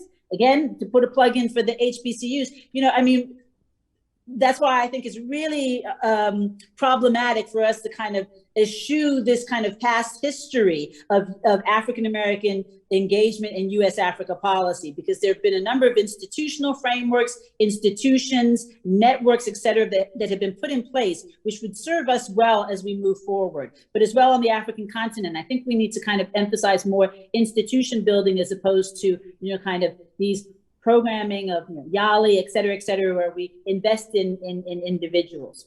I'll stop there. Thank you. And thanks very much, Krista. And one of the points that hasn't been raised is that the first African-American president was actually not a descendant of slavery. And the fact that his father had come to the US on an aeroplane to study was a point that kind of created some kind of friction between Africans who were descended from slavery and Africans that are newer migrants. So it's fascinating that this debate is once more coming to the fore, but it's important that we have it rather than keep it hidden. Okay, so thanks very much. Let's go to the next round. And here I'm going to call on people if I don't get hands. So please be ready. But I see a hand here in front. So just please, is it two? Yeah, there's a lady. Okay, fantastic.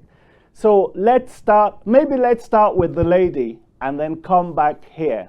The mic, he already has. Oh, the mic is with the man. Okay, my name is Salah Omar Abdu, Ambassador of the State of Eritrea and Dean of the Diplomatic Corps.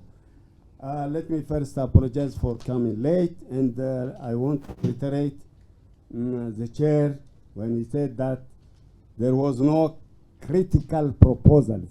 How do you expect to be a critical proposal, to reach a critical proposals when there was no a critical agenda, agreed agenda? This was a unilateral agenda. So you don't expect, we shouldn't expect. And again, I came late, of course, late, and I joined Professor Johnson when he said that there was, some countries were not invited because of a misled, you know, what kind of misled? Every country is a sovereign country. US is a sovereign country to invite. Other countries are has sovereign rights to be invited or even to neglect the invitation. And what was said regarding Eritrea, yes, it was not invited. It's not because of its misled. It is because of its right position. Eritrea is not a country which looks after handouts, charity. It is independent country. They know if they invite Eritrea, what will come across there, all right? So it is not that because it is because of the mismatch of policy of Eritrea.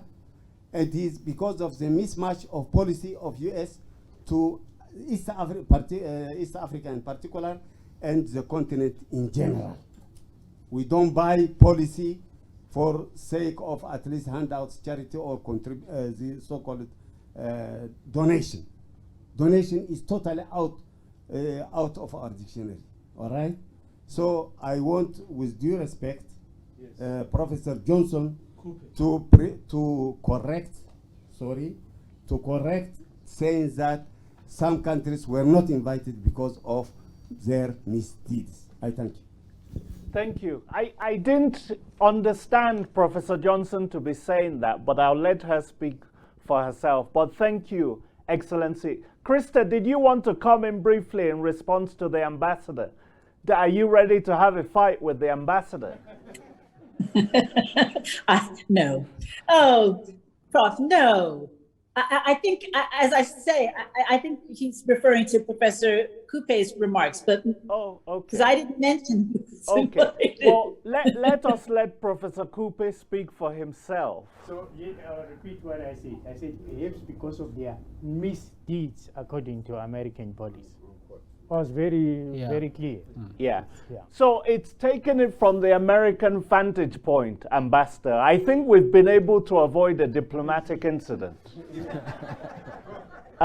Please, let's get the young lady there that's been waiting patiently. Thank you so much, Prof. My name is Yolokazi Mfuto.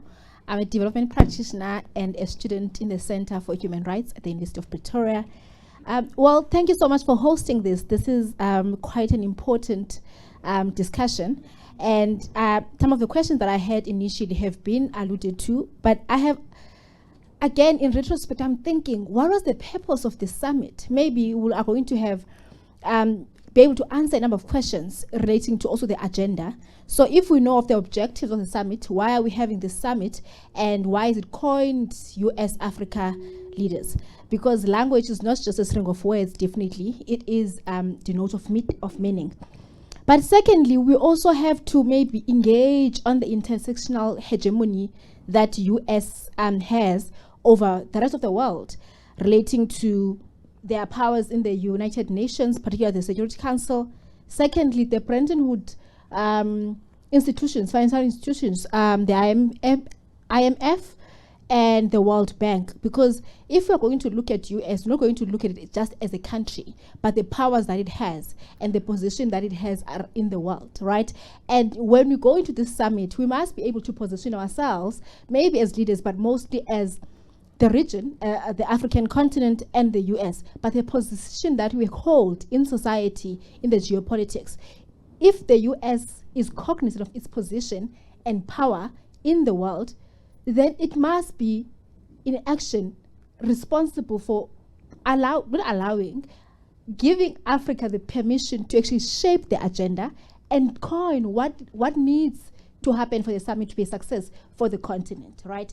And as a submarine chair, the second thing that we must also be able to maybe provide answers to, what is knowledge for us as Africans? Because knowledge has been shaped by what the West has told us to be knowledge. And if we're going to produce papers and shape the discourse, we must be able to give an empirical evidence and epistemology of what knowledge means for us as Africans. Because for many years, we're going to write the same things and quote Fanon. Fanon was correct in 1963. In 2023, someone else will say the exact same thing as Fanon has said. Maybe let's define what is knowledge for us and what this summit means for us and what do we want to see later on in the continent shaping the US-Africa Leaders Summit next summit. But you should say what knowledge is for you, though. That's the whole point.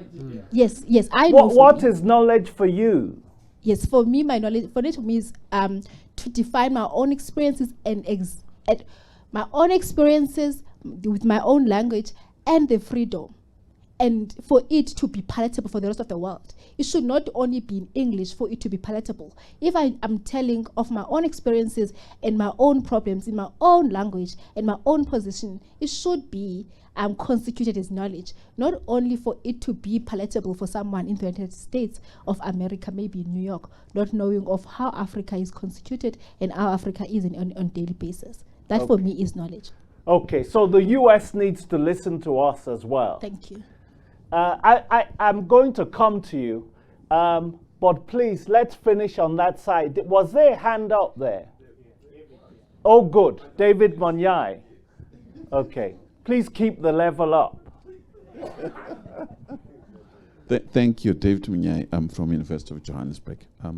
Thanks for such a wonderful seminar. I'd like to, perhaps for the policy brief, to really look into a key thorny issue, that while we're gathering in Washington, there's this dictation by Washington as to who should be Africa's friend and who should be Africa's enemy. Quite disturbing. It has happened twice, last year also and this year as well, in relation to South Africa, where South Africa is told to kick out China, business and the like. But when you look at the relationship in terms of trade, I think numbers are also important. Trade between Africa and China is sitting at 282 billion per annum, US dollars.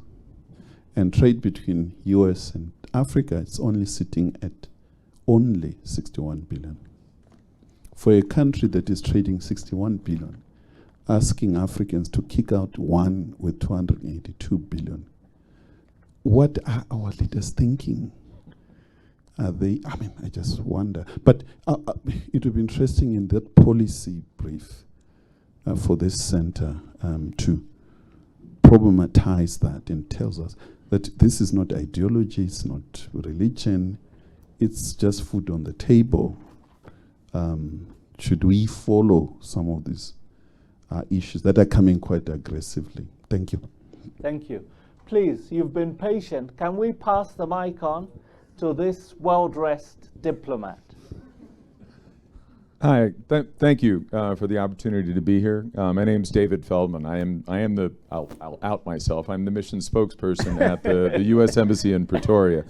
So first, let me just explain that I am not here to either defend or advocate for U.S. policy, especially in the company of so many esteemed ambassadors. And given the spirit of this, I would find that inappropriate and rude if I did that in this forum. So I'm here to listen, to learn, and to be a constructive participant, and I appreciate that opportunity.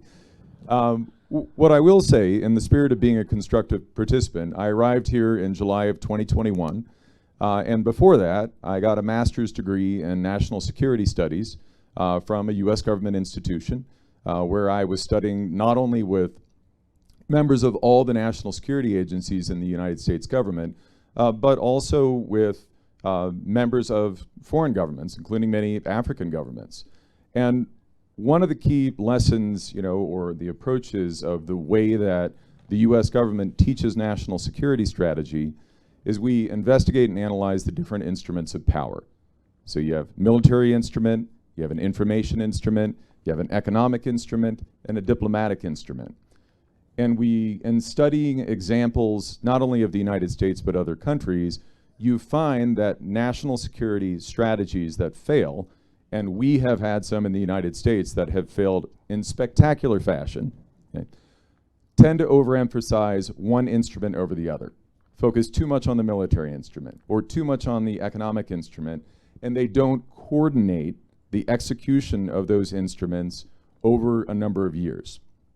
So as I'm thinking here as a student of national security strategy, I'm curious to find African examples of how African nations have effectively coordinated the different instruments of power in an effective fashion to achieve their national security goals. I would really like to hear about those examples, either in history or in current national security policy, because I think all countries, including the United States, can learn from that successful execution of national security strategies. Thank you. Thank you. Kirsty, if we have, I'll come to you, but let's see if we have any online. But I would like the online to put on their camera if possible. Do we have any online questions? Oh, please. Can you get one, though, that's prepared to reveal themselves? We're out of time, right? It's okay. We'll close now. We're not out of time. It's not 5-2 yet. And please don't usurp the chair. Thank you. Please, you have the mic. Oh, thank you. Great. I'm Abdul Kafi Toko. I'm actually from Benin, West Africa. And I wish I could speak directly in French, but yeah, I'm bringing like my French mindset as well. From West Africa to this discussion. So one thing I just want to pop up is I'm from the School of Collective Intelligence, which is a school based in Morocco, actually. So I want to bring two things following the last speaker, because you raised some fact that just bring something in my mind. And I do think like capacity building is one of the first things, but also looking at cultural facts in terms of political system that we already have. Because when you look at what we actually have as system in the past from Africa, you find out that even if I pick my own culture, which is like Batonu, you will find it in Benin, but also in some part of Nigeria, you find out that we have good political system that organize collectively people within the society, something that we could actually learn from to be able to design those strong institutions that are really sticky to the cultural value that our people have inside of our different countries. So I think learning from those things is one of the crucial things that we need to do. And I think it's about combining the research, first of all, but also the need in terms of development. So, and then the second thing, because just be quick, that I want to... Please be quick with the second thing. And I'm glad you're not speaking in French because it will be twice as long.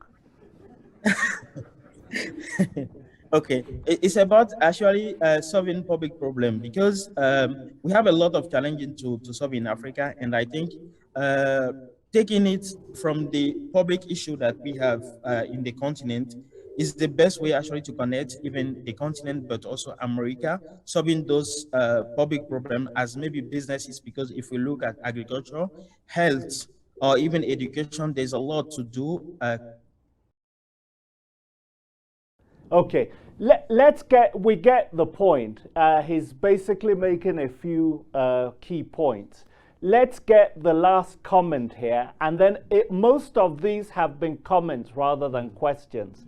There's one specific question from our US brother there, but most of them have been comments. So I'm just going to ask for very quick, anyone that wants to respond to any of them. But let's get the last comment from Kofi there in the blazer. Thank you very much, Ade. My name is Kofi Kwaku. I'm with the University of Johannesburg. My question is to the three panelists, and I'm really excited about what I hear about knowledge-driven engagement. And I think contextual knowledge, cultural knowledge is important. So I'm going to piggyback on what the online question, the online person was saying. And my question to the three, and especially to Professor Isike, is which African language you will choose to do your research in? That's it, right? Yeah. I thought you were actually going to ask which African language he dreams in. Okay, we're going to start with Prof. Isike, and then VC, I want to end with you so we can keep you here. All right, let me start with the last question. Unfortunately, we were taught in English, and I know that if I learned in an African language, I would probably have been a first class student, right? I would have done better. The University of Pretoria, to try and address this problem, one of the things we are doing with early childhood education department is to begin to train teachers in African languages that will be able to teach in African languages. So the whole idea of language is power. Language is power. Like she said, that was you. We recognize that, but we've already been born into this language. You're lucky you don't have an English name.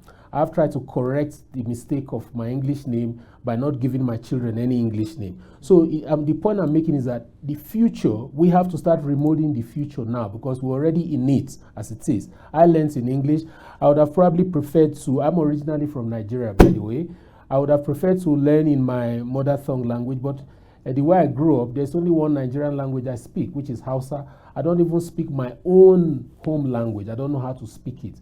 So these are issues that we also need to look at in terms of how we, organize ourselves, in Africa. To try and answer your question, I think there's been some kind of answers, to you. You want practical examples of how, how Africa historically approached questions of strategy.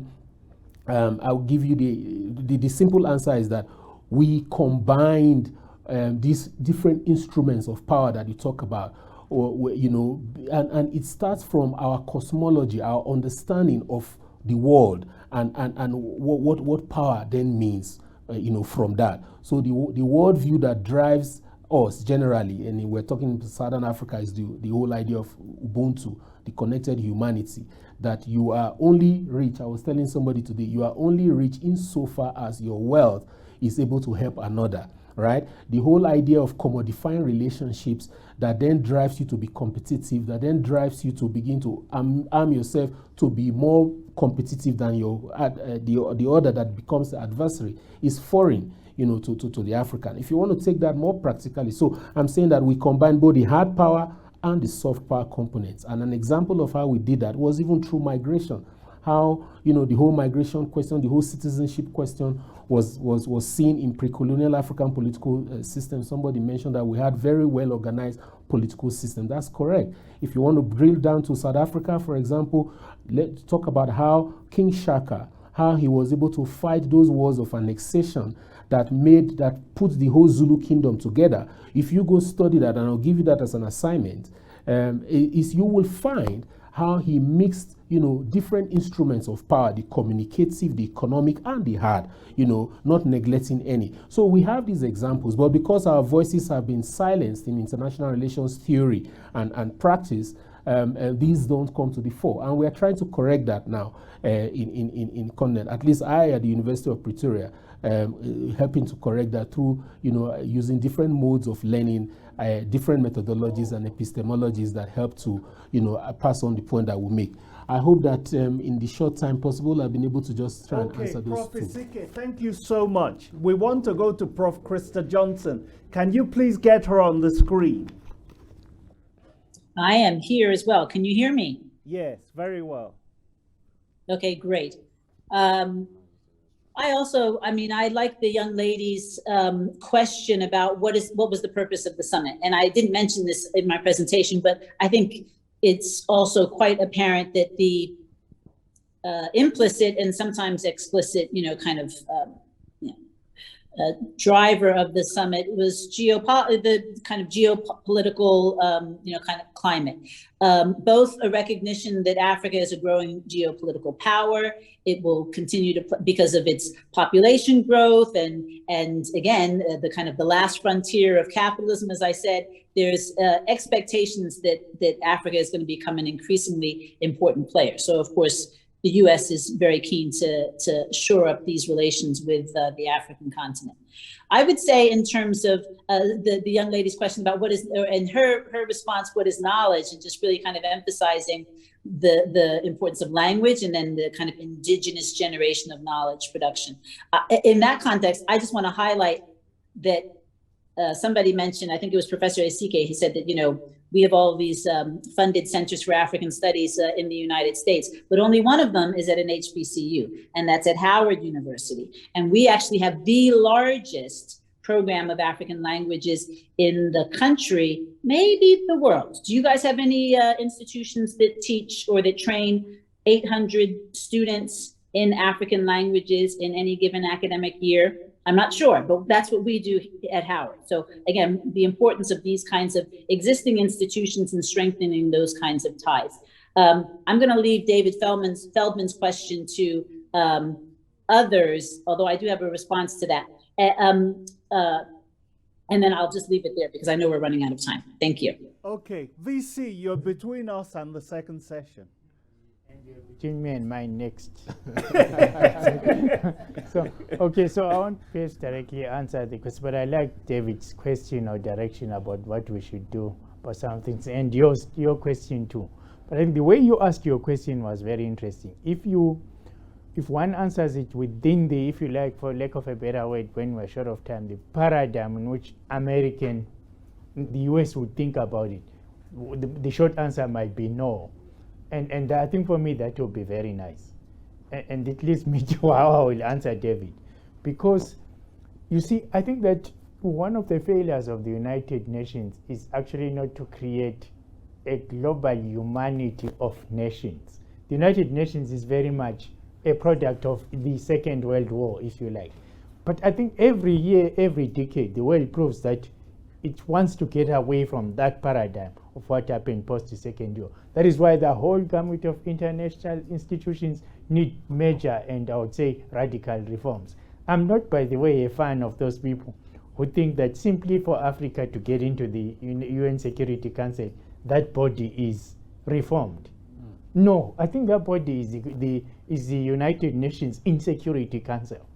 It's a threat to world peace and security.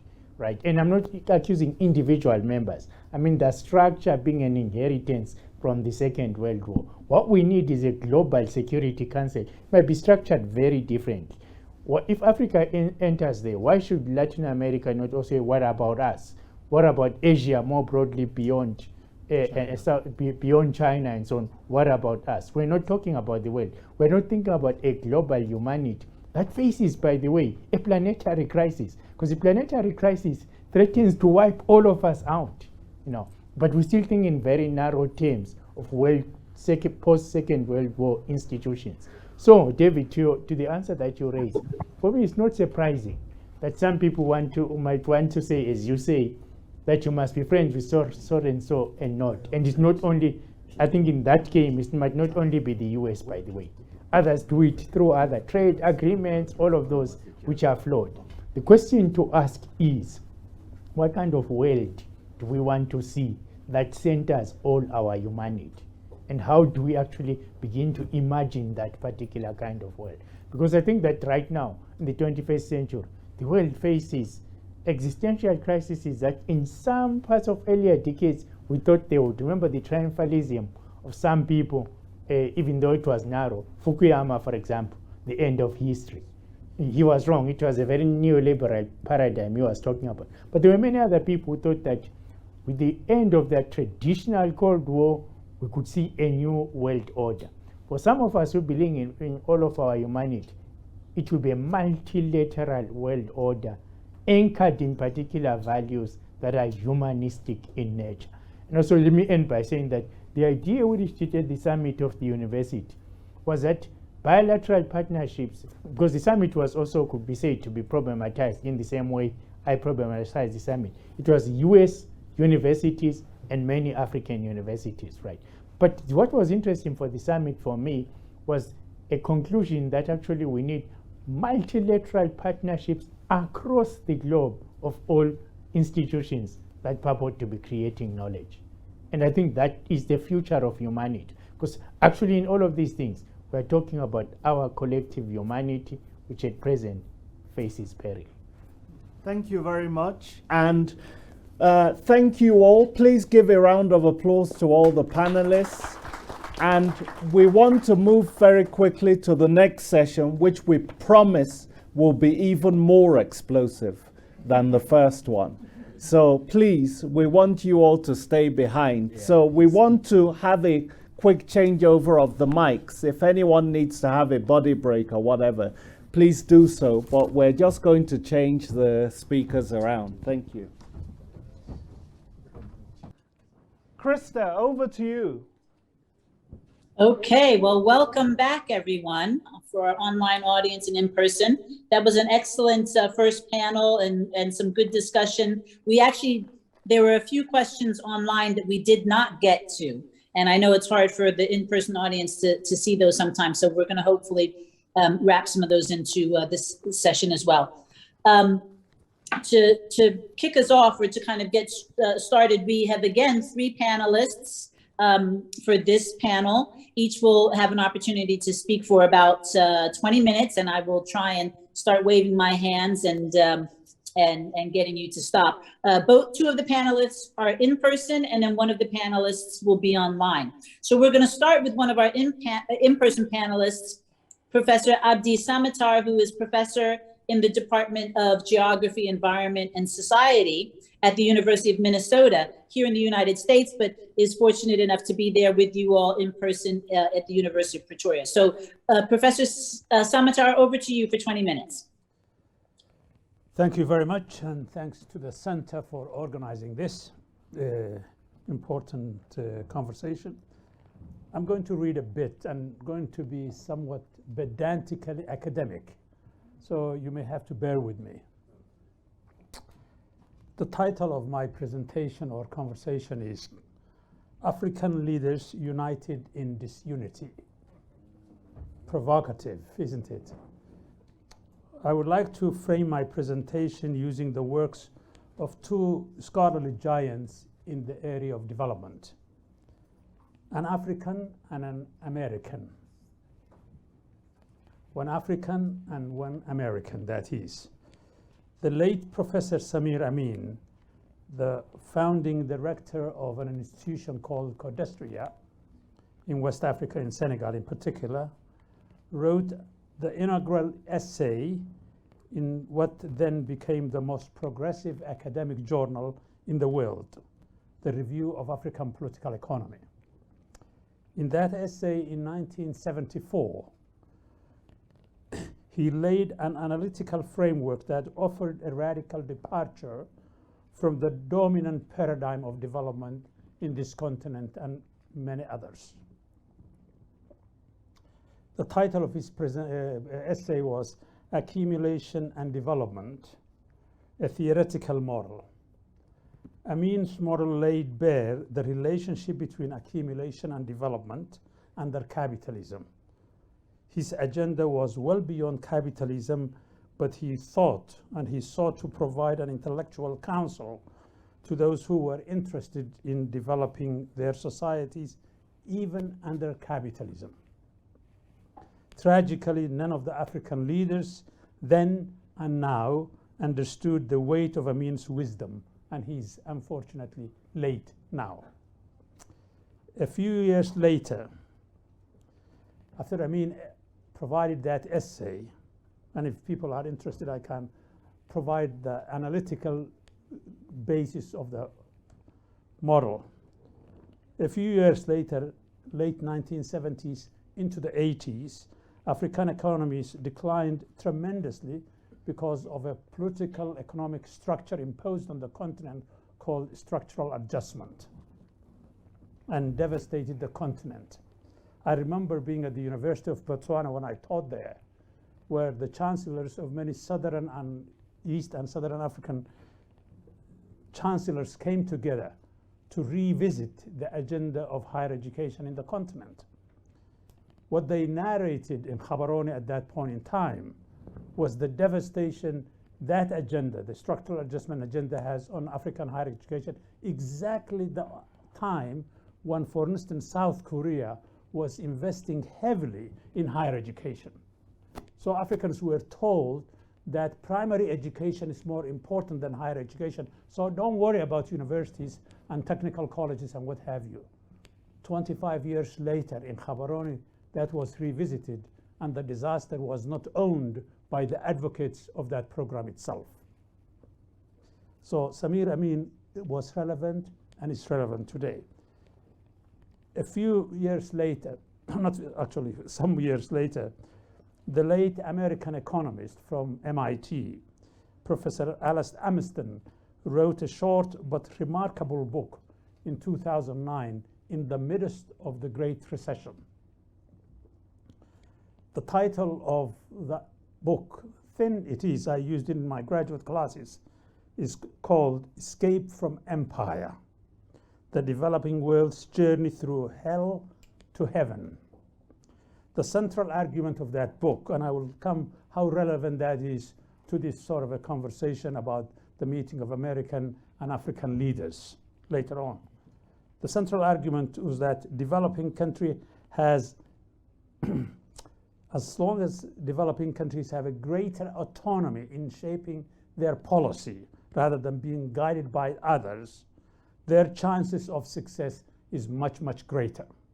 So there is almost a connection between Samir Amin's piece in 1974 and what Alice Amsden was writing in 2009, and so forth. The East Asian Tigers, therefore, the subtitle of the book by Amsden is Escape from Empire, writing from MIT in Boston. The empire she is talking about is the American policy framework for other parts of the world, particularly in the third world. The Asian Tigers and the PRC, the People's Republic of China, have achieved success and confirmed the wisdom of Amin and Amsden, I would argue. Tragically, our continent and most of its leaders have failed to understand and act on that wisdom of the ages. Given the theory and the history narrated in these books and many others, what do African leaders' recent gathering in Washington illustrate, therefore?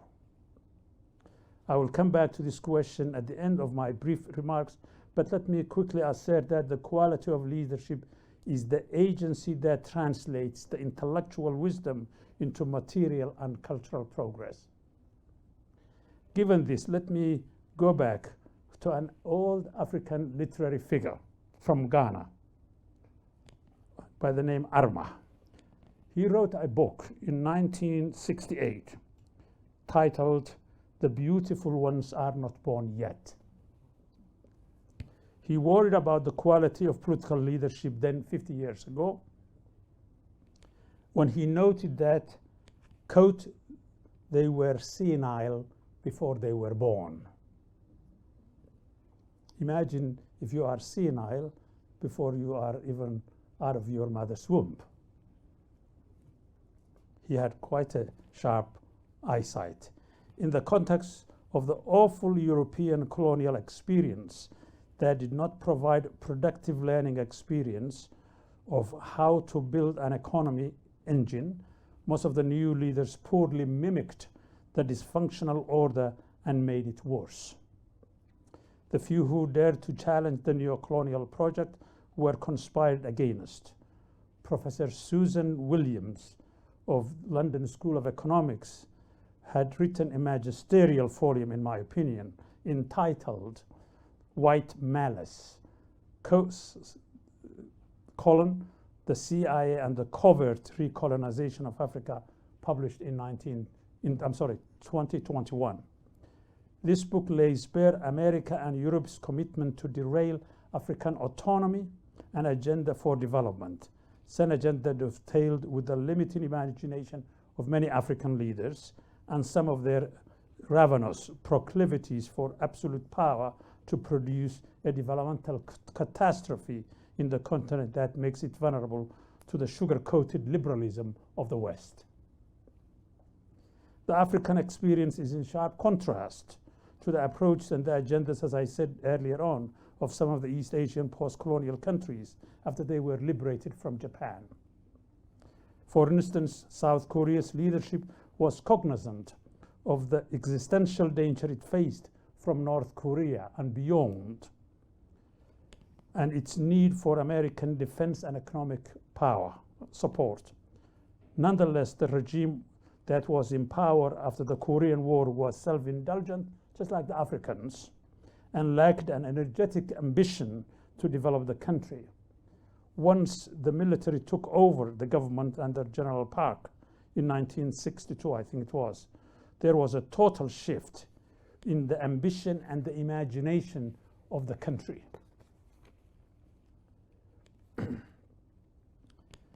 South Korea's agenda since was guided by a new ambition and a new intellectual agenda.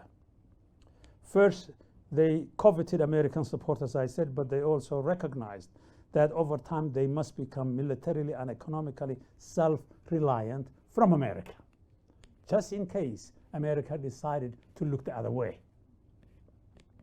If you look around the continent of Africa, you will be hard-pressed to see that kind of imagination, at least historically. Second, they drew a great lesson from their experience under Japan's rule and how that country used its state to guide the market. There's a famous book by an American scholar at University of Southern California by the name Chalmers Johnson called Michi and the Japanese Miracle. And there is a whole slew. Amiston is one of the students, if you like, of Johnson. How the state manages the economy and guides the market, not owns the market, but guides the market.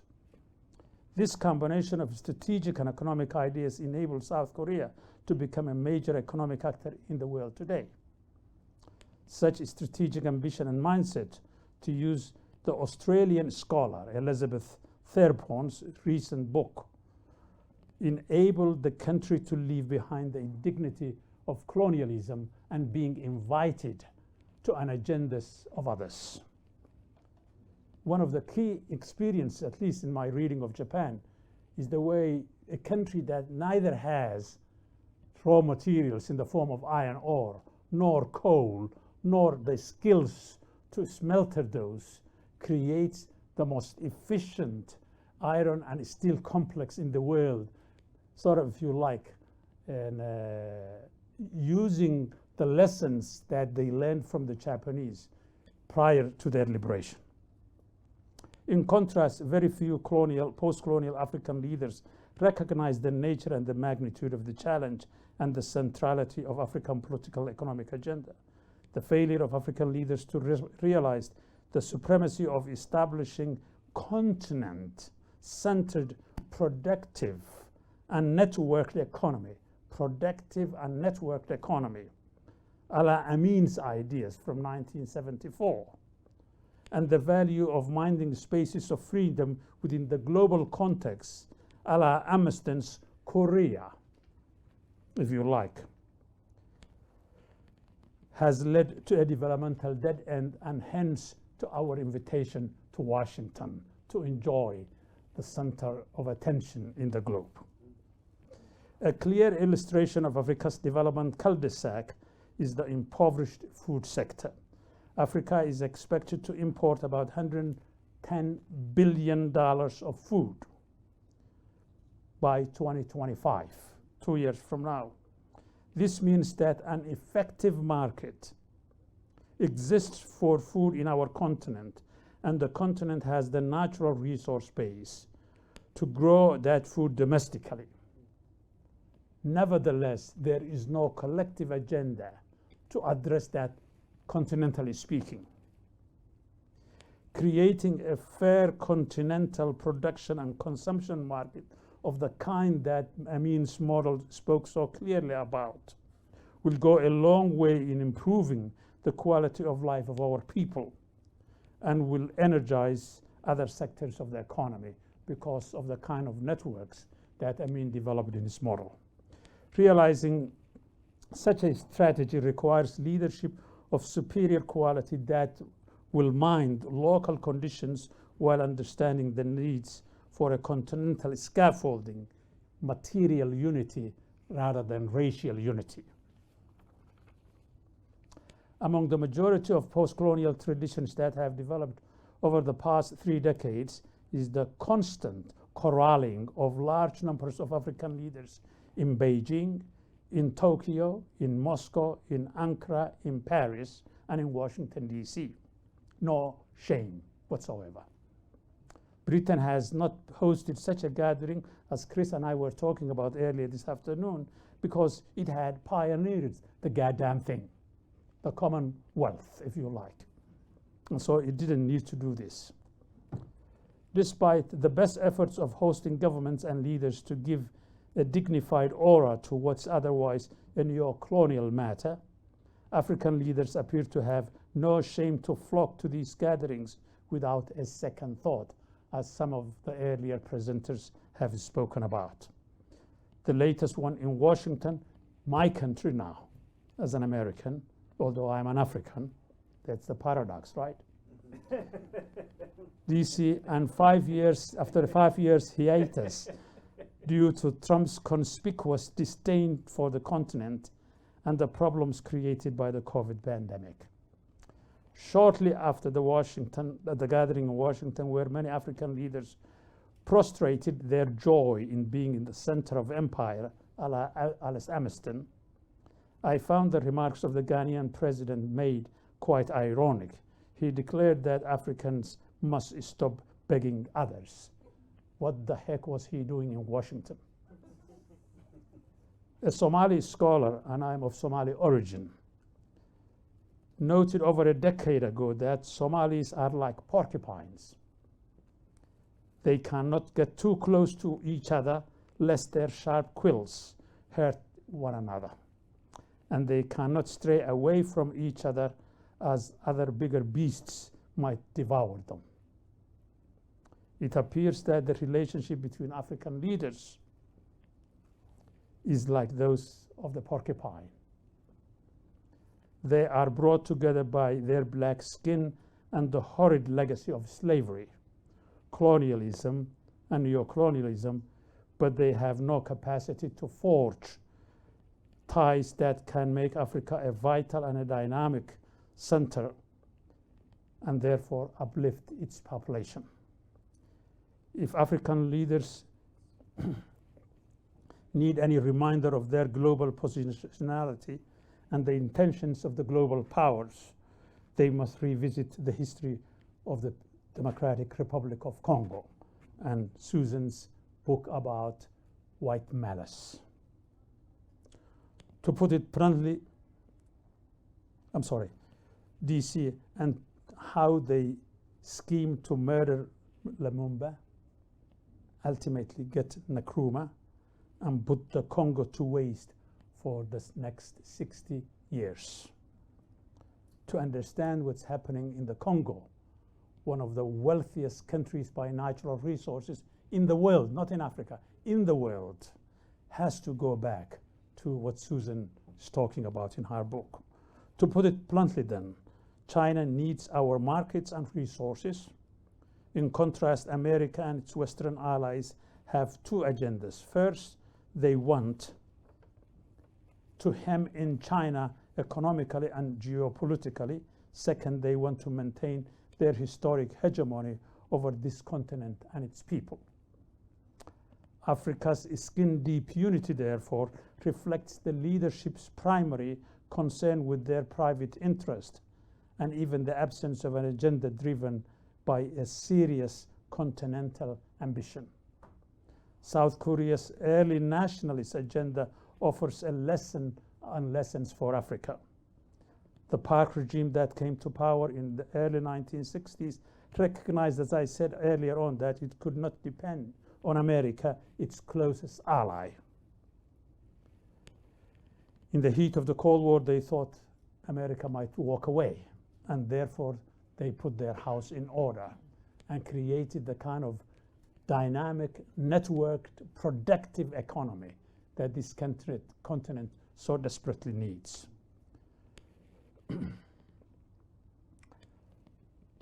What I would like to suggest then in the last few remarks before... You know I'm not the chair anymore. Oh. I am chair. I am indeed chair, and you have. My apologies. Actually, he has you created... 3 or 4 minutes left. 4 minutes? He has created Yes. such fear that I forgot to look at her. I will take less than 3 minutes. In my The renewed American and broadly Western interest in the continent is driven by their strategic rivalry with the People's Republic of China. No more, no less. The question is whether the continental political leaders or a subset of them in regions as the kind of sort of a regional hegemon that Chris was talking about would have the wherewithal to think strategically as the Koreans did sort of a decades ago, or whether this new interest will reproduce the economic and political disasters of the past. A progressive change will therefore require three things, and here I conclude. An intellectual autonomy that the Vice Chancellor and many others talked about, that's able to discern political rhetoric from the reality of power relationship with either the East or the West. Number two, a realization that building capable states, and here I underscore this is the strategic marker that sort of distinguished Asia's rise from Africa's decline. A realization that building capable states in the continent is essential despite the hegemony of neoliberalism and Western agenda that attempt to define the norms of political and cultural life in our continent.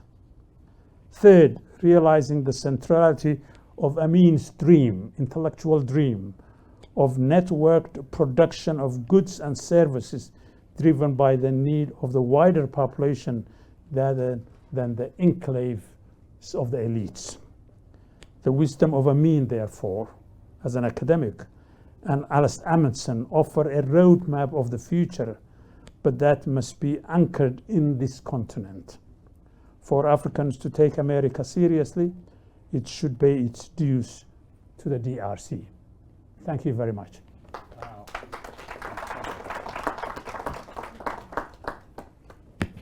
Thank you. Thank you very much, Professor Samatar.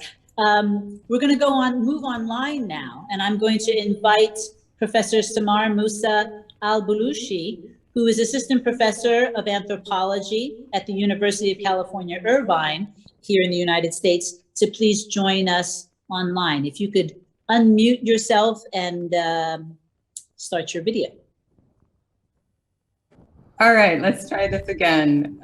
Thank you so much, Professor Johnson, for the introduction, and to all of the organizers for the invitation to join you today. It is truly an honor to be with such distinguished guests and fellow speakers. And I especially want to recognize that we also have with us in the audience some people who have been incredible sources of inspiration for me in my thinking.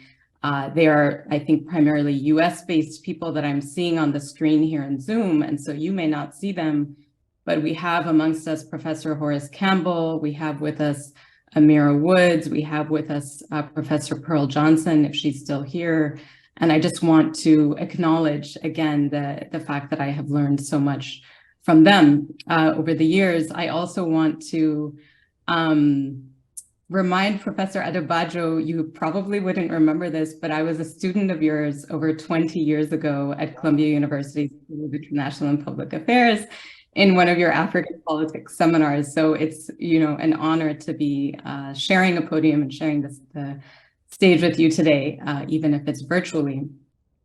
And finally, a huge thank you to you, Professor Samatar, for those incredibly provocative and moving remarks. And I have to say the statement, the provocation that you left us with at the end was truly important. I think you said that, you know, if Africa is to take the US seriously today, then the US should pay its dues to the DRC, and I wholeheartedly agree.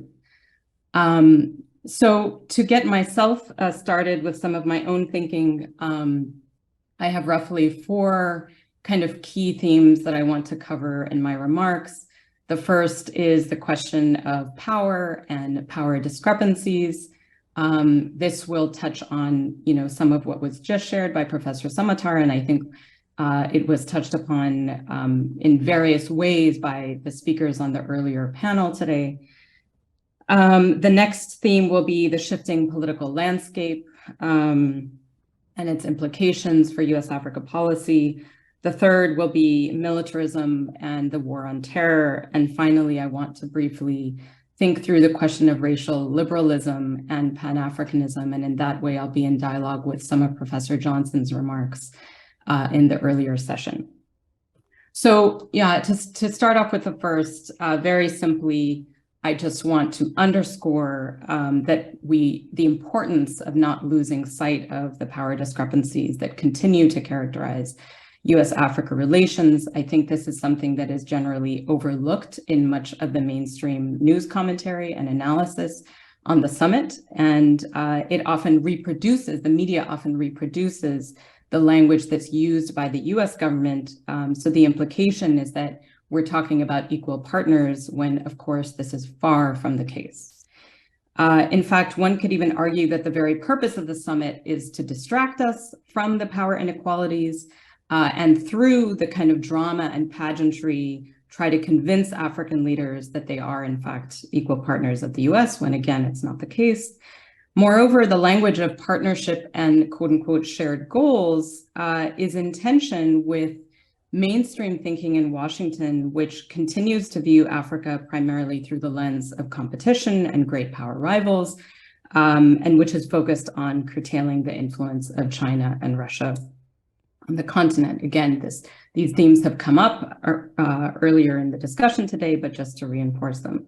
So here we might also think about potentially competing priorities and interests between the White House on the one hand and Congress on the other, in the sense that Congress is constantly having to think about how to please American voters, right? And I think here now with the rise of concern about Russia and the figure of the boogeyman presented by someone like Putin, it becomes a very convenient figure around which to rally American voters in a way that distracts from, of course, all kinds of issues at home within the United States, its own, political and economic inequalities that so many American politicians would prefer to sidestep.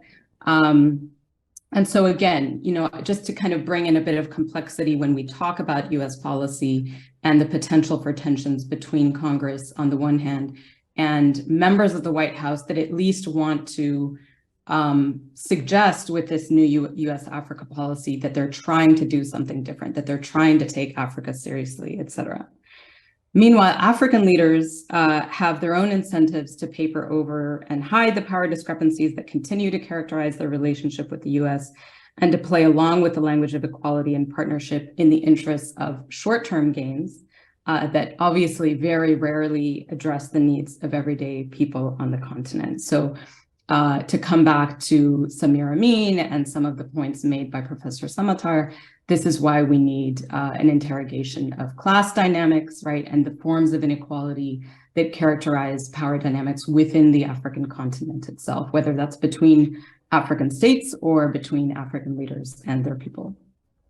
So turning to my next point, thinking through the emergent multi-scalar landscape and what some might say would be the decline of US power, I'm interested in thinking about the correlation between the extent to which the US is feeling unstable and feeling threatened by the rise of China and its resort to bullying.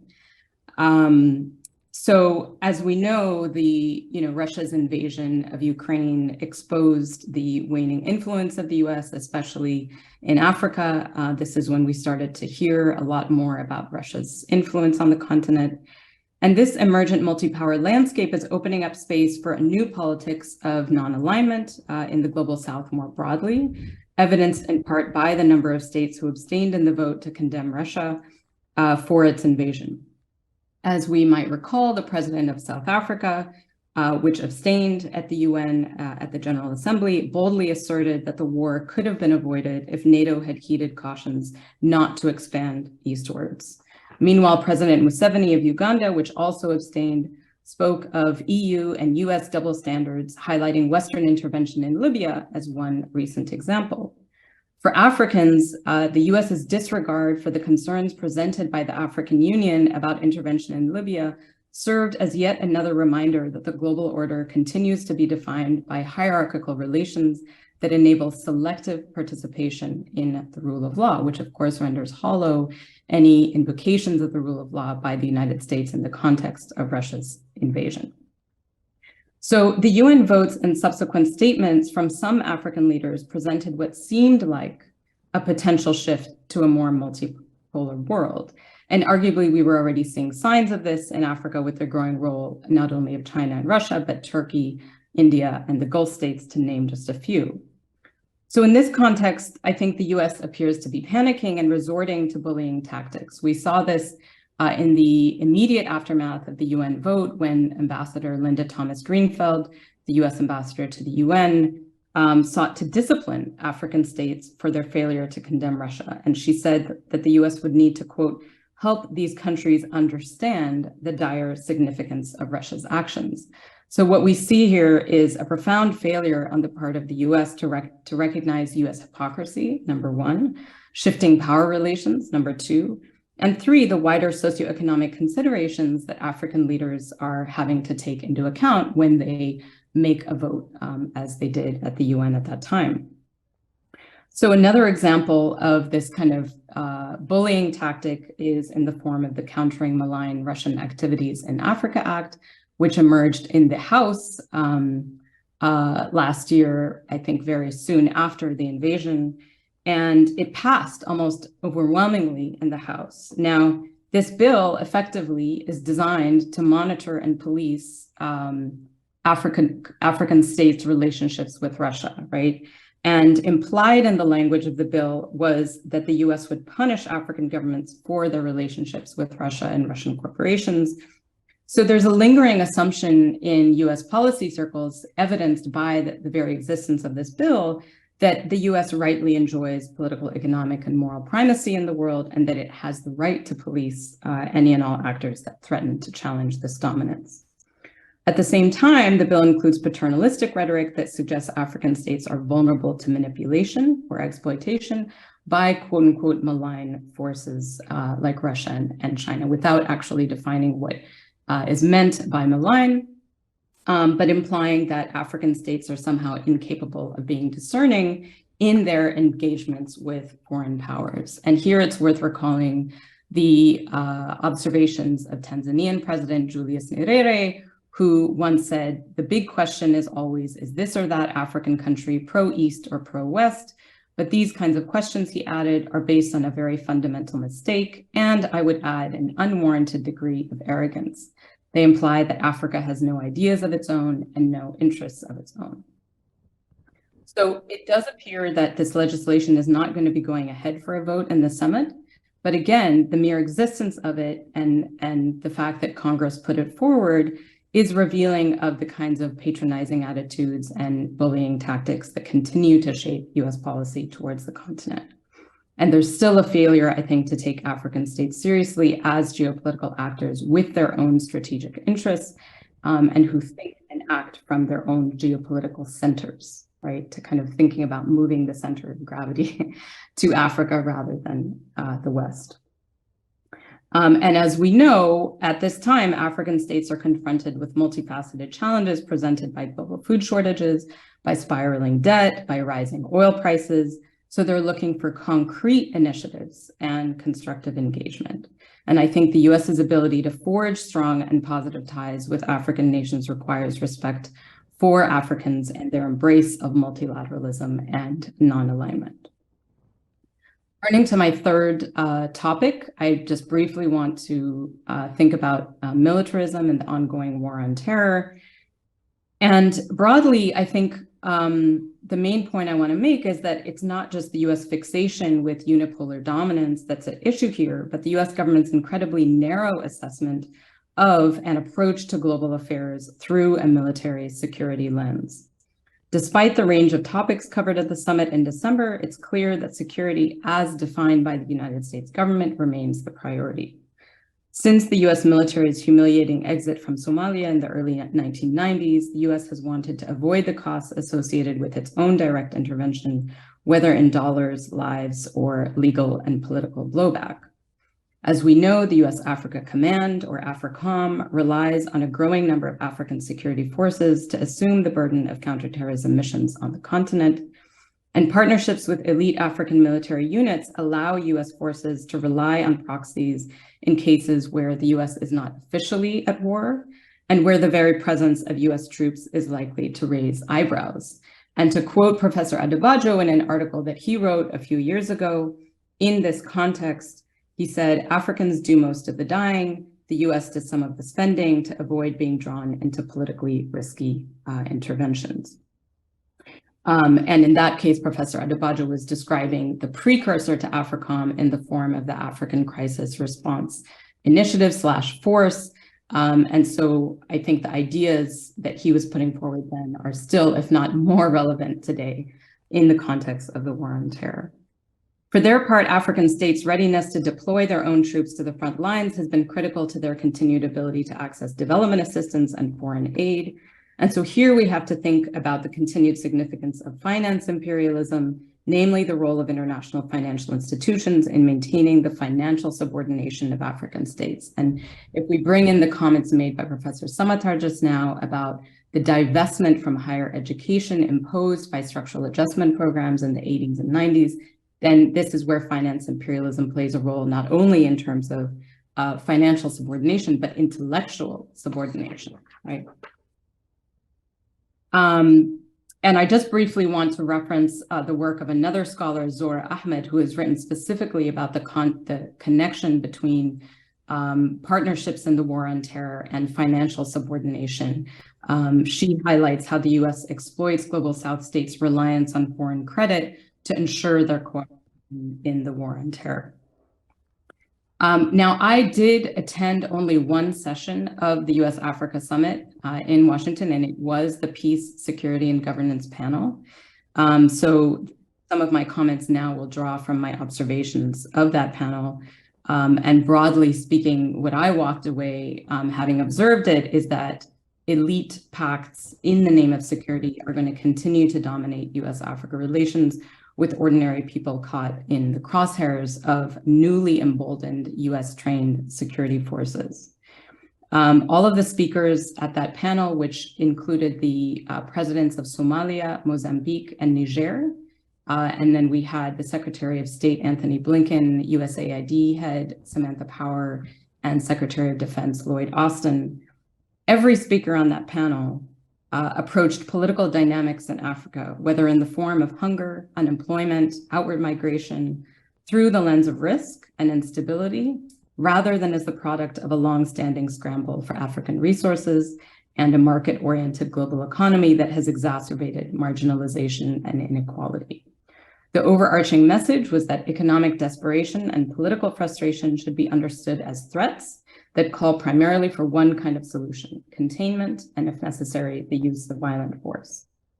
None of the speakers at this panel acknowledged that, particularly since the establishment of AFRICOM, the US has in many ways contributed to the very instability that it claims it wants to solve, with the rise of al-Shabaab in Somalia in the aftermath of the 2006 US-backed Ethiopian invasion of the country as a case in point.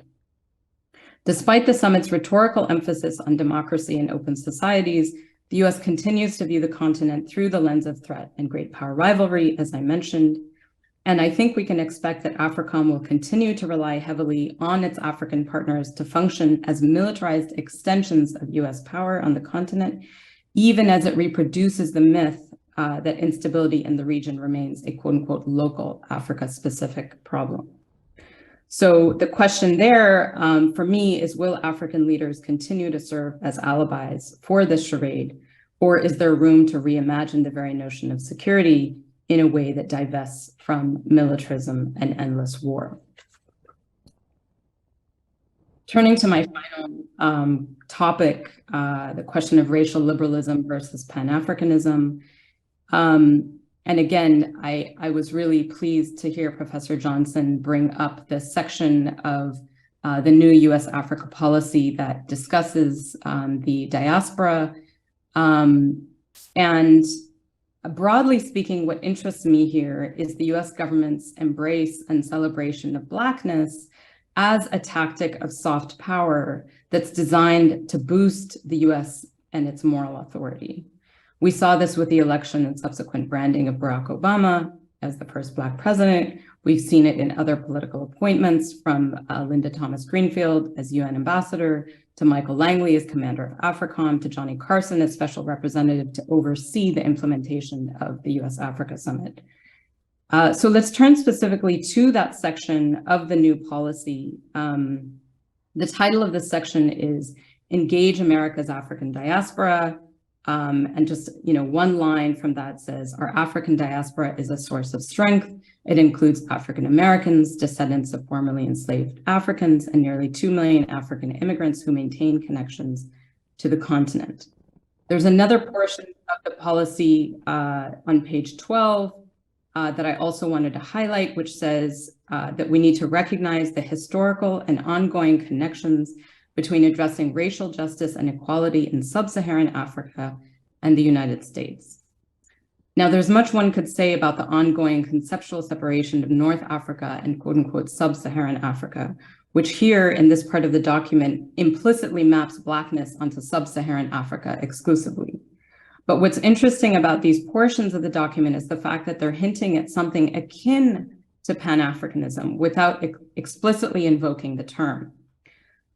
And for me, the question that I'm kind of struck by, want to think with you all on, is what does it say about the state of international solidarity today that the US government can comfortably gesture towards Pan-African ideals? To me, I'm genuinely intrigued by this and really look forward to kind of unpacking what is at work in this document and in this language, especially because we are in a moment where the Black American elite, for example, have not only abandoned the principles of Pan-Africanism, but have largely accepted the legitimacy of the US as an imperial power. And this was evidenced in the fact that it was members of the Congressional Black Caucus who put forward the very bill countering malign Russian activities in Africa Act, in the House. So again, where are we in the kind of state of Pan-Africanism in the world today? And I want to kind of shift to thinking about racial liberalism, which is arguably what is in fact at work here, right, in the language contained in this document. And we can think of racial liberalism as the invocation of liberal principles of equality, of tolerance, of inclusion, in the name of a colorblind conceptualization of racial justice that in practice provides cover for reinforcing existing modes of power, including existing racial hierarchies. So what I want to think through here is how much of the US government's actions work to paper over difference and to imply homogeneity within and across Blackness. One of the ways that this works is to paper over power inequalities between Africans and African Americans, especially those in leadership positions, but it has other implications. Namely, there's an assumption of shared interests and even of equality amongst Africans themselves or amongst members of the African diaspora. And this papers over so much complexity that must be wrestled with, as Professor Johnson was suggesting in her remarks earlier, right?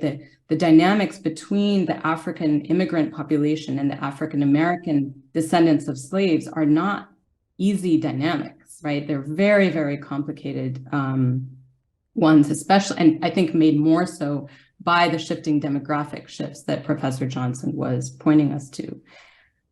Finally, there is no single African diaspora, right? Let's take the Ethiopian American Public Affairs Committee, which is a relatively new institution operating in Washington, D.C. that's become very active in working to shape US policy towards Ethiopia in such a way that attempts to minimize the atrocities in Tigray, right?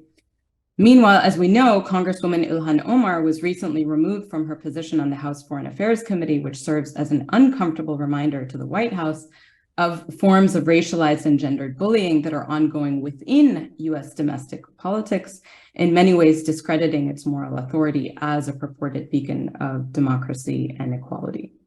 So I'm just going to kind of leave it there with some of those provocations. Again, I don't have a clear analysis myself, but I think there's a lot that we can think through together. Thank you again. Thank you. Thank you very much, Professor Al-Balushi. Yes, a lot for us to digest and hopefully discuss. So our last presenter, but certainly not least, is my colleague and collaborator on this initiative, Professor Adekeye Adebajo, who is based at the University of Pretoria, a senior fellow in the center. Now, see, this schedule doesn't have it. In the Center for, what is your center? The Advancement of Scholarship. The Advancement of Scholarship. Over to you for 20 minutes. Okay, I think we're about to get load shedding, right? Okay, but in case we're interrupted briefly, it's just a power cut. Okay, my presentation is titled Uncle Sam's Dialogue of the Deaf with Africa, and it's very hard to follow the previous two speakers, but I'll try to do that. I assess US policy towards Africa by critiquing the US strategy towards sub-Saharan Africa, which, as we heard, was outlined by Secretary of State Antony Blinken at this university in August 2022, 4 months before the US-Africa Leaders Summit. We must have a sound sense of history and stop the simplistic approach of seeing Democrats as good for Africa and Republicans as bad. US policy towards Africa has in reality been consistently malignant for Africa over the past 6 decades. So you had Bill Clinton, who basically came up with a policy of enlargement of democracies, but ended up supporting a cantankerous warlords gallery, which he dubbed Africa's New Leaders. He then, as we famously know, at the start of the Rwandan genocide in 1994, in which 800,000 people were killed, made sure that the 2,500 strong UN peacekeeping mission there was basically cut and removed. And Clinton himself later admitted that if that force had been doubled, it could have saved hundreds of thousands of life, one of the worst cases of racism in international relations. We then had, of course, after the 9/11 terrorist attacks on the US, the sanctimonious, muscular, born-again crusading George W. Bush, who militarized Africa policy, establishing AFRICOM, as we know, under Donald Rumsfeld, and ignoring support for democracy in Africa. But more positively, the Republican president was the one who came up with the $18.8 billion emergency plan for AIDS relief, which helped 12 of the most worst afflicted countries in Africa and saved millions of lives.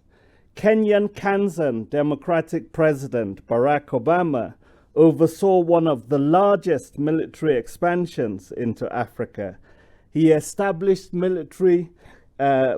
small military bases and conducted exercises across 10 African countries, expanded drone bases in Djibouti, Ethiopia, and Seychelles, and started the $110 million air base and also drone base in Niger, which by 2018 basically had 800 US military personnel in it.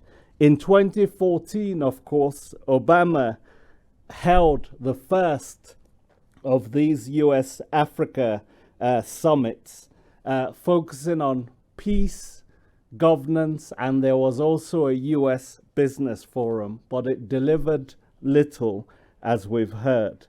The second US-Africa summit in December 2022 saw 45 African leaders making the trek to Washington to pay obeisance, like supplicant vassals, as we've heard, going to a patron to look for what should be their most important responsibility, security. And as our previous speaker, Al Belushi, eloquently described it, this was empire by invitation. Like the previous 2014 Obama summit, this one also disrespected African leaders because you had US cabinet ministers actually meeting with African heads of states without the US president being present. That's not proper diplomatic protocol. You also had Biden not meeting with any of the African leaders bilaterally, which is what happens in summits that China and Japan hold. Joe Biden, a dyed-in-the-wool Atlanticist, has not yet found time to visit Africa, but he's been to Europe, he's been to Asia, he's been to the Middle East, he's been to Latin America. The new US strategy for sub-Saharan Africa promised to reset this relationship, but was highly problematic in 4 important ways. First, the US cuts Africa off at its head. So the US basically in its bureaucratic machinery looks at sub-Saharan Africa, but it then contradicts that by saying it wants to do things with the African Union and on the African Continental Free Trade Area, in which these same North African states are included. And then these Afro-Arab leaders are also invited to Washington, even though this is, we're told, a strategy for sub-Saharan Africa. So we need to make up our minds what we're doing.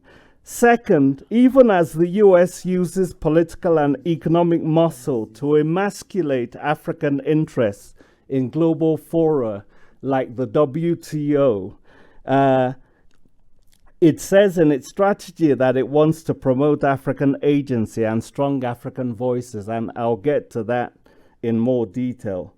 Third, with no sense of irony, the US strategy repeatedly touts its long and proud history with African countries built on a foundation of deep cultural connections.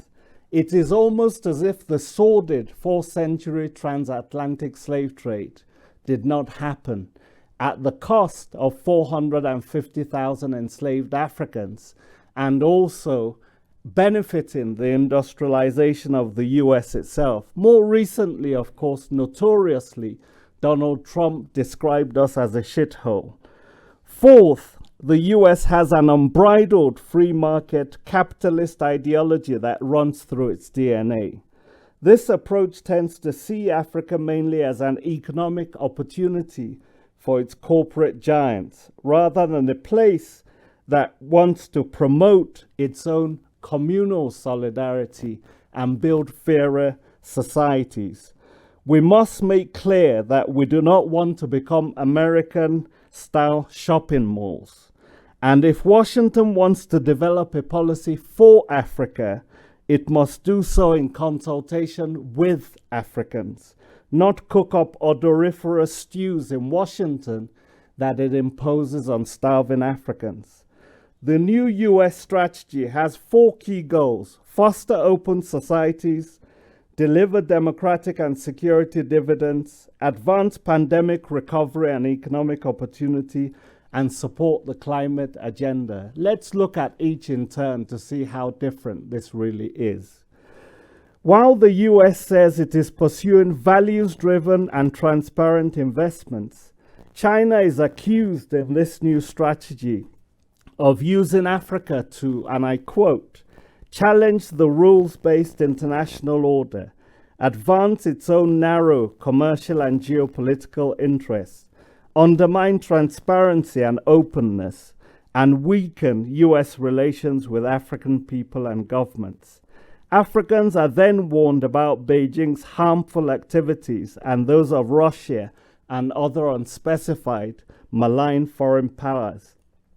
While it is true that China suppresses dissent at home, does not have an open democratic system, sometimes pursues one-sided interests in economies like the DRC, and has a growing military presence in Africa that we should oppose, the US position is full of rank hypocrisy.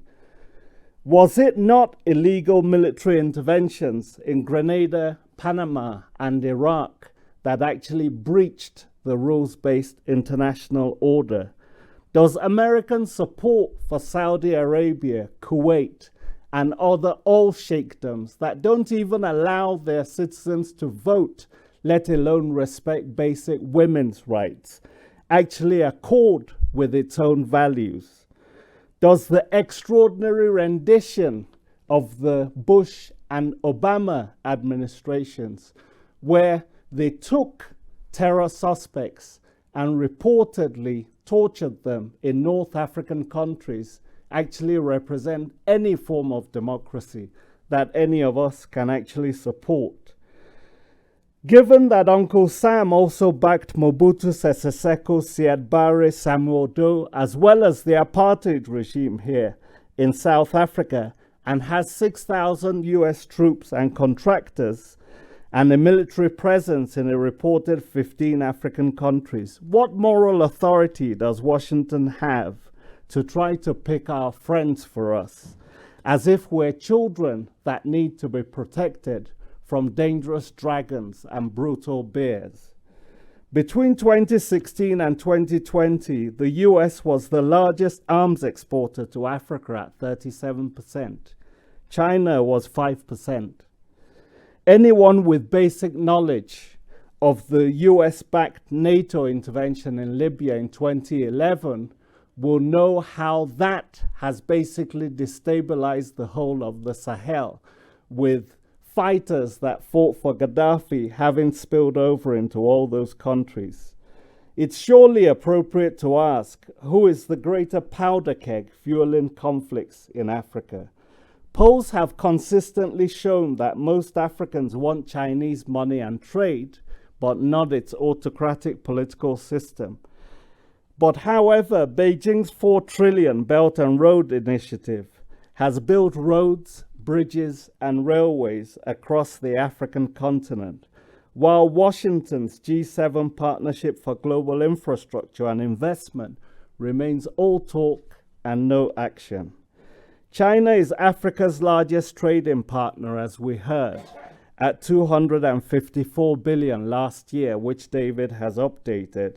It has lent African governments $160 billion over the last 2 decades.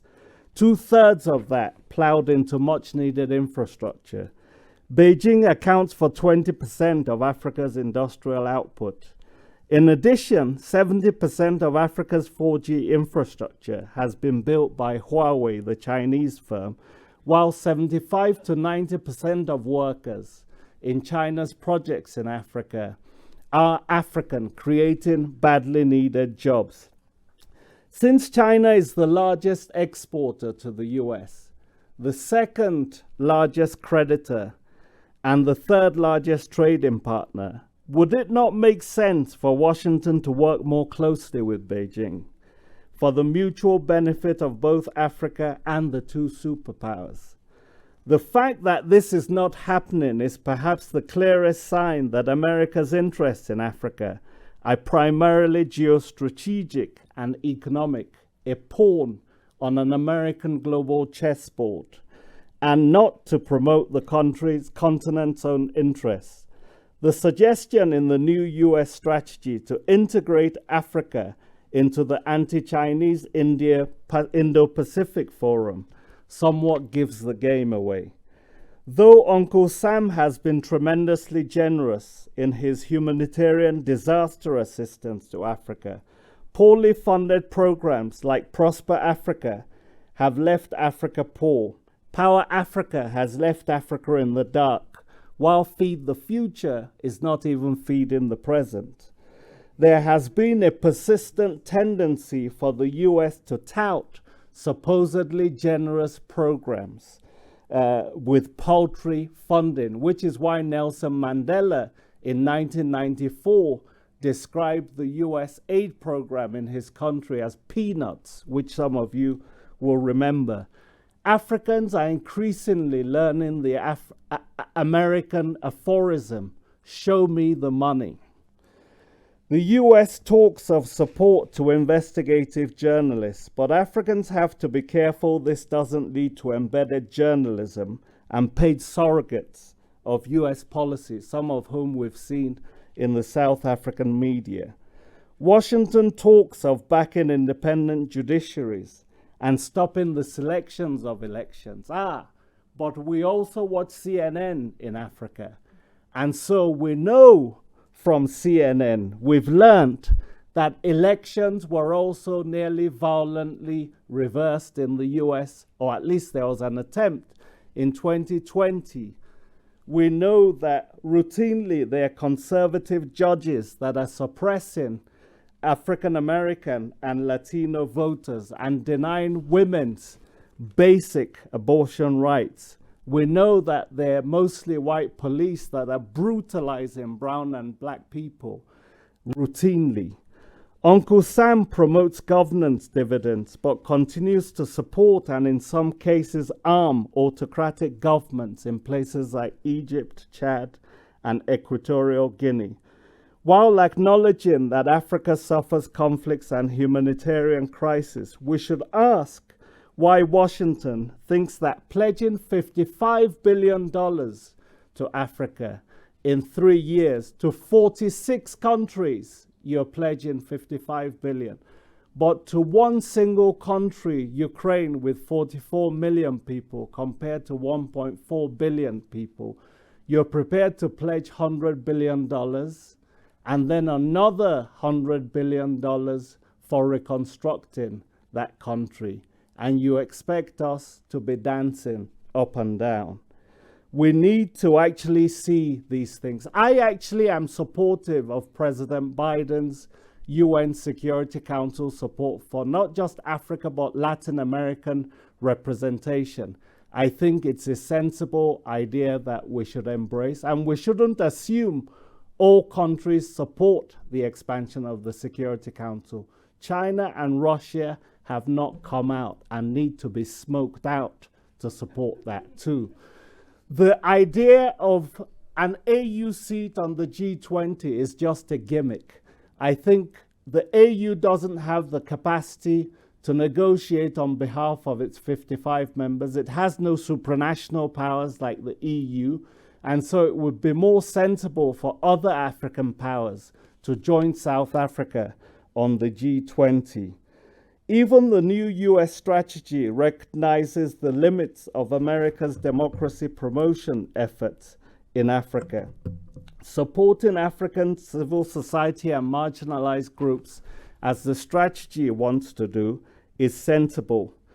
The US also says it wants to increase food security and help Africa shape rules on trade and emerging technologies. But Washington has subsidized its farmers to the tune of $20 billion every year for the last decade, $53 billion in COVID hit 2021. So why preach free trade when you practice unfair trade?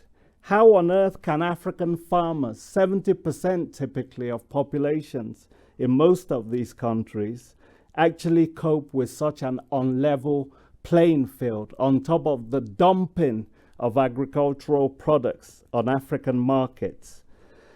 What the US surely needs to do is to strengthen African agro-processing so that the continent can import less food. The World Trade Organization also has failed to conclude any global trade liberalizing deals since the collapse of the 2001 Doha negotiations, which was meant to disproportionately favor and benefit developing countries from Africa and elsewhere. Washington has also used the expansion of global markets and protecting intellectual property greatly to enrich large corporations and global finance, while restricting the development space for poorer countries. Much has been made of the US African Growth and Opportunity Act and its renewal in 2025. This allows, of course, free access to the US market for 1,800 African products. But the truth about AGOA is that most of these exports have been in the oil sector. All the African countries have not been able to take advantage for it. And for all the talk about AGOA and all the successes, etc., in 2021, 1.3% of US imports came from Africa only. In terms of COVID, we know about the vaccine apartheid, so I'm not going to dwell on that, although more recently 200 million vaccine doses have been donated to Africa by the US. The climate change issue, even though Africa suffers the most and is the tiniest polluter, the $100 billion a year that Africa has been promised by the US and its allies between 2020 and 2025, Africa and the Global South, still has not come. So again, I reiterate, show me the money. In conclusion, let me leave you with 5 important observations. First, it is critical to note that there is nothing new about this strategy that seems totally detached from reality. Instead of addressing concrete issues of concern to Africans, the new strategy promises the continent things like it patronizes Africa with Obama-like phrases like Africa will shape the future of the world. We have heard all of this before, and it's beginning to sound yet again like Groundhog Day. Second, instead of providing concrete funding, US policy towards Africa is degenerating into a series of photo ops and optical illusion, the implications of which Africans have been slow to grasp.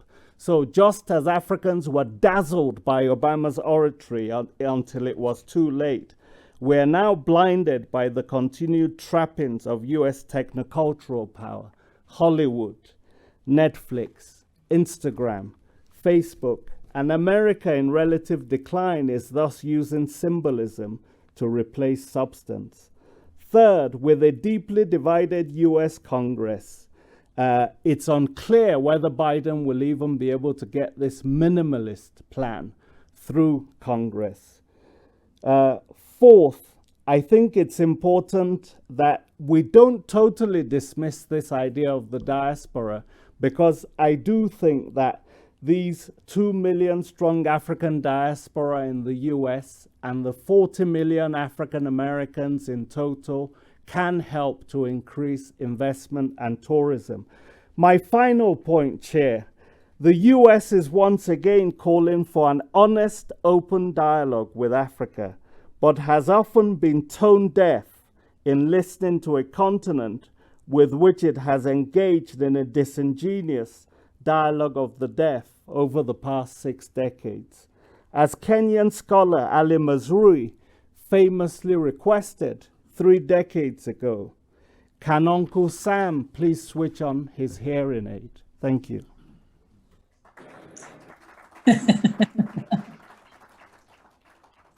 Thank you very much, Prof. You went over, although you were keep checking your time, so I thought you were going to cut yourself off there for a minute.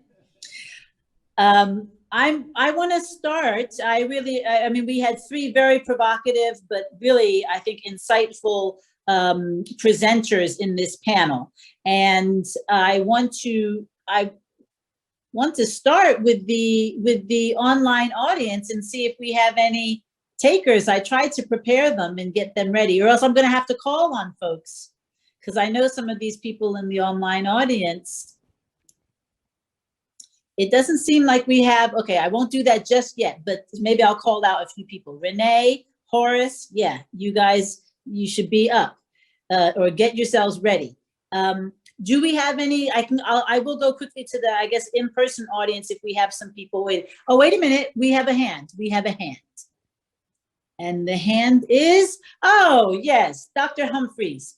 Could you please, could we please unmute her maybe and let her share your video if you want? Morning. Good morning. We can hear and see you.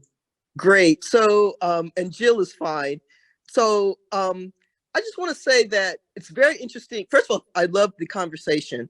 I was at the summit, but because I was not one of the privileged ones to be inside the summit. So I had a different experience. However, for someone who's been involved in this work for almost 30-something years, I found myself in a very interesting period, historical moment, and that is, as someone who's a native-born or U.S. Black American, and I've written about this, that what would it be when the children of African immigrants come of age and occupy and begin to replace? I'm actually going to say replace. That's what I've seen, and I want to say, Krista actually mentioned this: the replacement of Black Americans who knocked down the doors to enter into some of these power places, but were tied to a movement. Many of them were tied to a civil rights or Black liberation movement. But what I've noticed is that this new generation of both, I'm going to say the children of African immigrants and even some Black Americans, the millennials, are not tied to what I call a liberation movement or a Black radical movement. And so my question is, having been someone who participated in the Constituency for Africa's high-level consultations with the U.S. Biden administration, and we are the ones who influenced them to use the terms like African American and African immigrants, because I was actually in those conversations, and someone who is a Pan-Africanist. When I read the actual strategy, I didn't know how they were going to actually use it. In other words, I liked Professor Malbushi's comment that there is this attempt to linguistically point to Pan-Africanism. However, they're very, very neoliberal and very hostile to those of us who are actually Pan-Africanism on the ground. And so my question is, how do we address this changing, shifting dynamic of intra-Black immigrant relations in the context of subnational diplomacy? Because I'm here in LA and have attempted to use the summit and some of these vehicles to raise awareness, but around issues of more of a radical agenda, people to people development, that capitalism is not going to be the way that's going to strategically transform us here in the US in urban areas or in Africa, but then get attacked. So I'm just curious, given your observations, how do we kind of move forward if we want to use this strategy on a subnational level, and then this dynamic that is incredibly hostile, something that I've never experienced before, between those of us who are in all of the various diasporas. Thank you. Thank you. Thank you, Jill. Let me see if we have any other questions. Any other questions from my online audience before I turn to the in-person audience? No. Okay, well then let's go to the in-person audience, and perhaps my colleagues there can help me identify people in the audience. Yes. All right, so I'm going to be forcing people to ask questions. Remember, I'm a teacher, so I'll just point at people, especially those who ask me questions earlier. Here. All right. Yeah, thank you very much, Prof, for your presentation. It was profound and, laced with elegant language. Prof seemed to be shooting from the hips, in fact, on both sides. Shakespeare once said, "The fault, dear Brutus, is not in the stars, but in ourselves." And that's what draws me to the presentation by one of the other speakers. I wanted the Prof, he has done a great job of critiquing the policy of the Leaders Summit. I want him to bring it back home and tell African leaders, what should you be doing? The other man may not be doing exactly what you want or what will be relevant or useful to you. On your own part, what should you be doing? And I want to take that away when I go away from this hall. Thank you very much. Okay. Any other? Before I start pointing at you, pointing you out. Knowledge scholar, I was going to come to you, right? You must have something to say. Come on. We want the views of young people, so this is your chance. Well,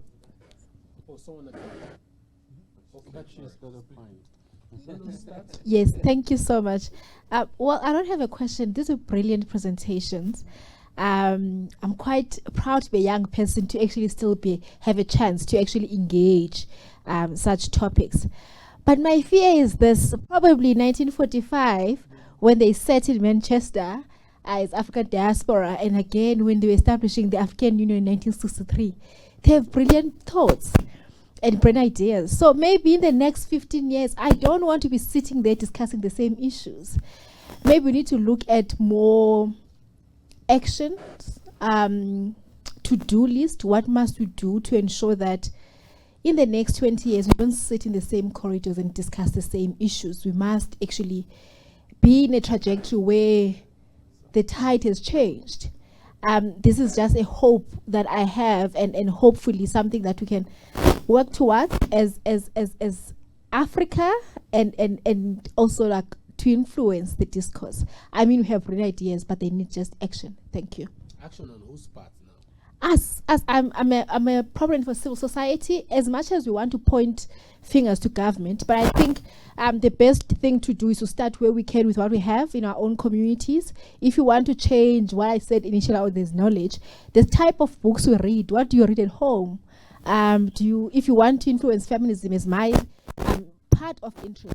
The types of book I read. Do you read only books from the Western feminist, or do you read bell hooks, Chomanago's Adichie, Pumla Pinewogola, and stuff like that? For me, those small actions later on, they will probably have a bigger impact and change the discourse worldwide. Yeah, your list should also include Horace Campbell, even though it's based in the United States. It's not just only about geography, it's about relevance, right? So thank Indeed, you for bringing Prof, it back home. Prof, yes, that's a very good segue, because we have Professor Horace Campbell in the virtual audience, and he would like to ask a question. All right, before we come to Horace. All right. Oh, you are the chair. Sorry. yeah. So that will be the that will be the fourth question, and then we'll go back to the panelists. Horace, do you want to unmute yourself? I wanted to make a comment. Yes, you may make a comment, but keep it brief. Yes. No, my comment is really to congratulate you and our colleagues for this excellent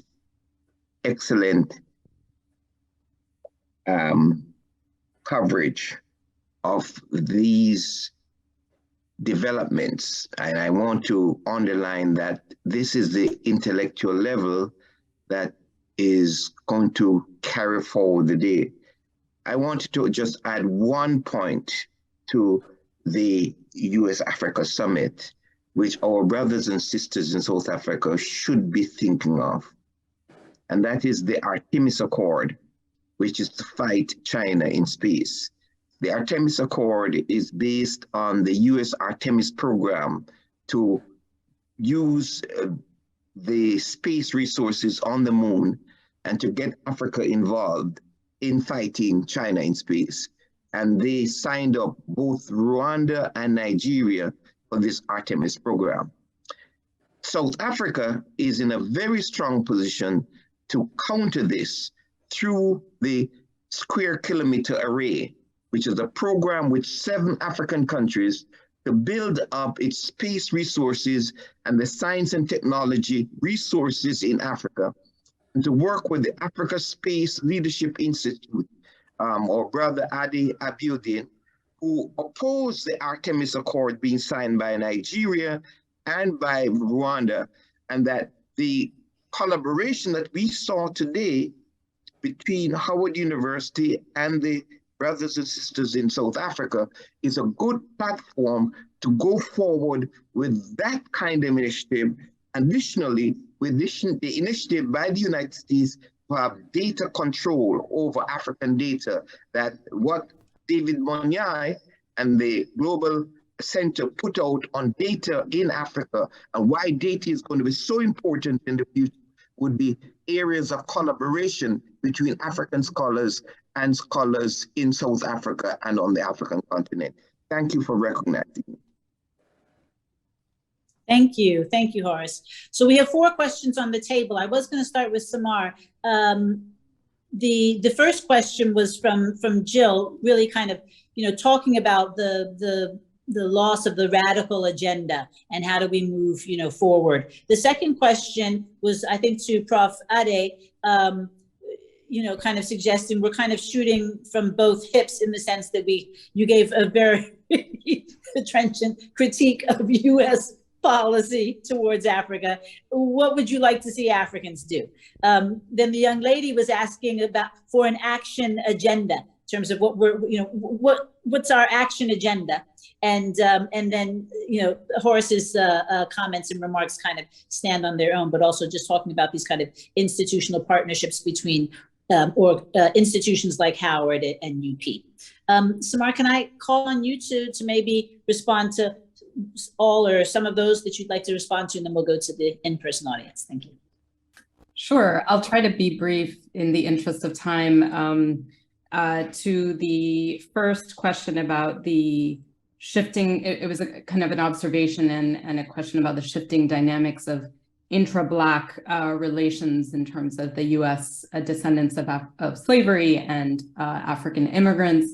And the question of Pan-Africanism and radicalism more broadly. I think really we perhaps can and should have an entire seminar dedicated to this question and to the decline of Pan-Africanism and the radical imagination, right? I think there's so much to wrestle with here in terms of why we're at where we're at today, how we got here, and that would require, again, revisiting the question of divestment from higher education, right? And the rise of area studies and the divorcing of Africa from Black America in the political imagination of young people in both places, right? So I think there's so much more that we can unpack and that we must unpack, lest the US government, God forbid, be the primary driving force of our political imaginations, right? This is why I really want to kind of sit with the language that is there in the policy, because there's just so much to unpack, right? And we have to ask why the US is pushing forward this kind of language in the way that it is. Again, not entirely embracing Pan-Africanism, but hinting at it. And I also, I think, want to recognize there when I was talking about the need to wrestle with heterogeneity, right?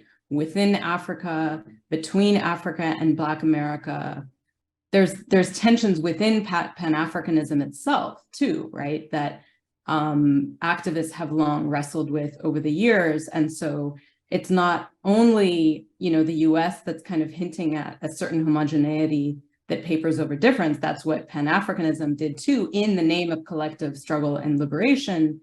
So how do we both rekindle that political imagination while acknowledging the continued significance of difference? And I think to the question from the young woman about kind of moving to action, I would actually want to push back a bit there and say that actually what we need is more time for thought, right? For critical thought and interrogation before we jump to the next stage of action. And I want to return to the closing remarks of, I think it was Professor Coupe at the end of the last session, who said that we need to fundamentally reimagine the global order as it is currently structured. And so that requires looking beyond just the kind of limited frame of US-Africa relations, right? And thinking much broader terms and in much more imaginative ways about the future that we want to build. Thanks.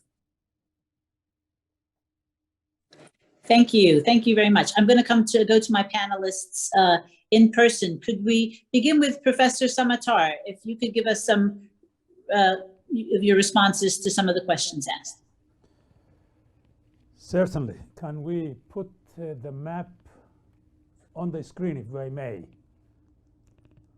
The map that was, yeah. Just look here. Look at these two maps. I'm a geographer and a political economist, so I dabble with maps sometimes. So look at these two maps. What do you think is wrong with this? It's not only the scale, which is exactly the case. I mean, it should be the converse. But look at the number of boundaries here. You want to speak as one, but you want to have your boundaries. Kiss that goodbye. It just doesn't happen. We love to complain as Africans. America is doing this, America is doing that, the Chinese are doing this, Chinese are doing that. What the heck are we doing? We went to Washington to be regaled by President Biden. We didn't do our homework, as the previous panelists suggested. None was done. And so what we have here is an issue. Borders necessarily don't cause wars. I have been studying borders, wrote about them. So there is, in the Horn of Africa where my parents come from, they say these are because of ethnicities. But you look into Southern Africa, you look Botswana, you look Namibia, you look Lesotho, you look Swatini, or whatever it used to be called, and there are ethnicities on all sides, but we don't have border wars here. Why? Chris said something earlier in his presentation, governance. When you treat some citizens as second-class citizens in their land of birth, then that governance creates the problems. It's not the ethnics that create problems.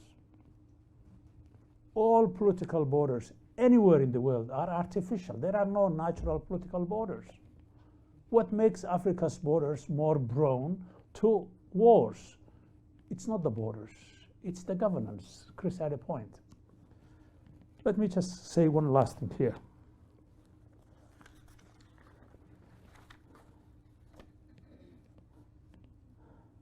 Samir Amin, bless his soul, in that piece, and then it became a book later on globalization. The first contemporary scholar to speak about globalization before the 1970s was Samir Amin in his thesis in Paris in 1956-57. Nobody was talking about globalization then. And he has a very simple model that if Africans take on, much like the PRC has taken on, much like the South Koreans have taken on, much like Taiwanese have taken on, much like the Malaysians are working on, much like Singapore has done. If we grapple with that at the political level, continentally speaking, then we may have a chance to negotiate with America on an equal footing. But we are not going to do that under the current regimes and circumstances. Simply here, you have, this is an old model. You have what's something called Department 1 on one hand, and on the other hand, you have a Department 2. You go back to Britain and Manchester and the whole lot. This one is the, I'm being professorial, I'm sorry to say this. One is the producer sector and one is the consumer sector. If you don't have a producer sector, that's the heart of the economy.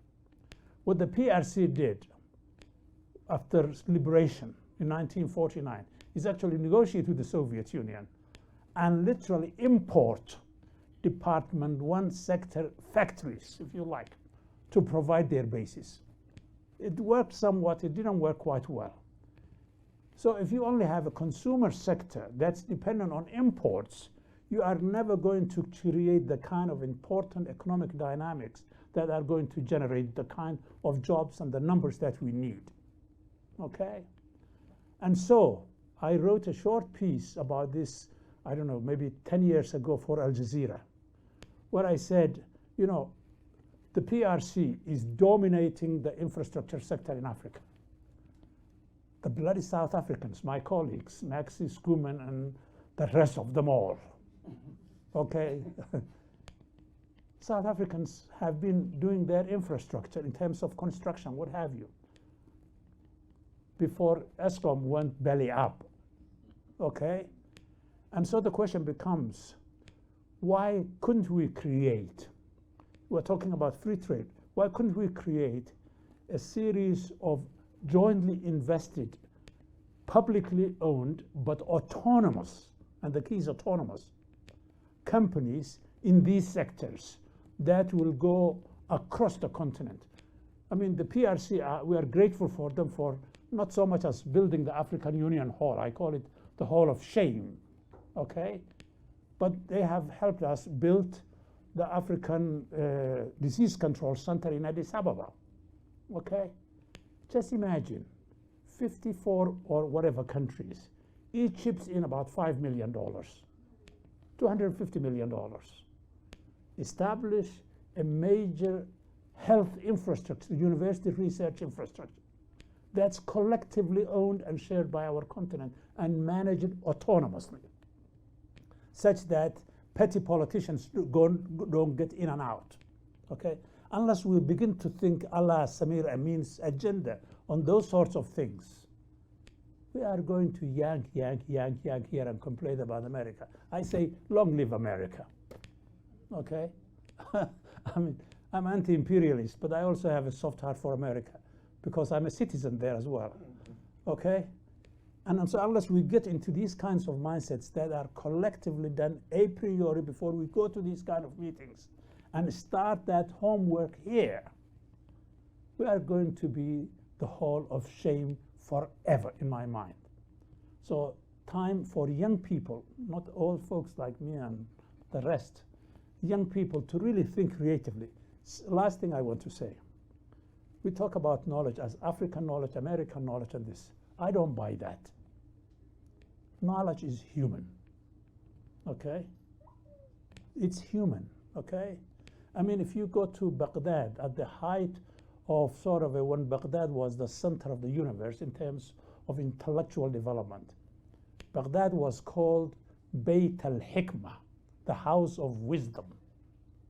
And it's in that place where medieval Europe began to recover via Baghdad in rediscovering the classical world, okay?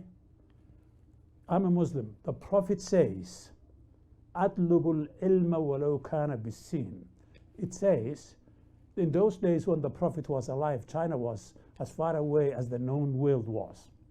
And he said, go as far as China if you want to seek knowledge. It means go anywhere in the world. And so the question becomes, how do we valorize Africa's contributions to that knowledge rather than block and dismiss the contribution of other human beings like us, many of whom who wish the world to be a better place than the powers that be. Thank you. Thank you very much, Prof. Excellent interventions there.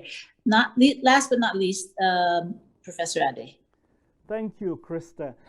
I mean, I think this issue of how do we get the African groups in the US to work together and build viable coalitions for the good of Africa is really significant. And I'm wondering whether there are lessons we can draw.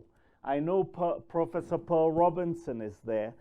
Whether there are lessons we can draw from the experience of Trans-Africa. She wrote a very fascinating chapter on Randall Robinson in a book on Pan-Africanism that I published about 2 years ago. And what happened there was, I think, real grassroots efforts on the part of both African-American groups and South African-based groups working together for the good of Africa in terms of the anti-apartheid struggle, and then linking those efforts to first the Congressional Black Caucus and then to the bigger Congress and people like Edward Kennedy and Nancy Kassebaum and others. And I'm wondering whether there aren't lessons that can be drawn from that. But what it seems to me is there's a need for cross-cutting cleavages between groups that are based on, you know, the descendants of slavery and groups that are based on more recent arrivals. And I'm not quite sure why those alliances are not being built, but certainly one needs those kind of cross-cutting cleavages. And then secondly, let me deal with my colleague here without getting into a civil war. I think you said I was shooting from both hips. I'm not quite sure how you shoot from both hips unless you're Clint Eastwood. But I thought what we were here to discuss was US-Africa relations, not Africa's relations with itself. I mean, I think Africans are some of the most critical people about its own leaders. And we are both from Nigeria, and the kind of criticisms that we engage in amongst ourselves about a country which has basically squandered its bountiful inheritance, $380 billion stolen by its leaders, supposedly a government that cannot take care of the most basic responsibility of any responsible government, which is its security in many parts of the country. I'm quite happy to have a 2-hour or 4-hour debate with you on that, because that's the government you're representing. So I'm very happy to have that kind of debate. But I thought what we were doing here was to unpack and do an anatomy of US-Africa relations. But there are things like the African Standby Force, like regional integration, like term limits that we need to strengthen. And I did offer some ideas and recommendations in terms of agro-processing, UN Security Council, on COVID and on climate as well. So I hope you heard those. But I thought the purpose was to look at US-Africa policy rather than to self-flagellate.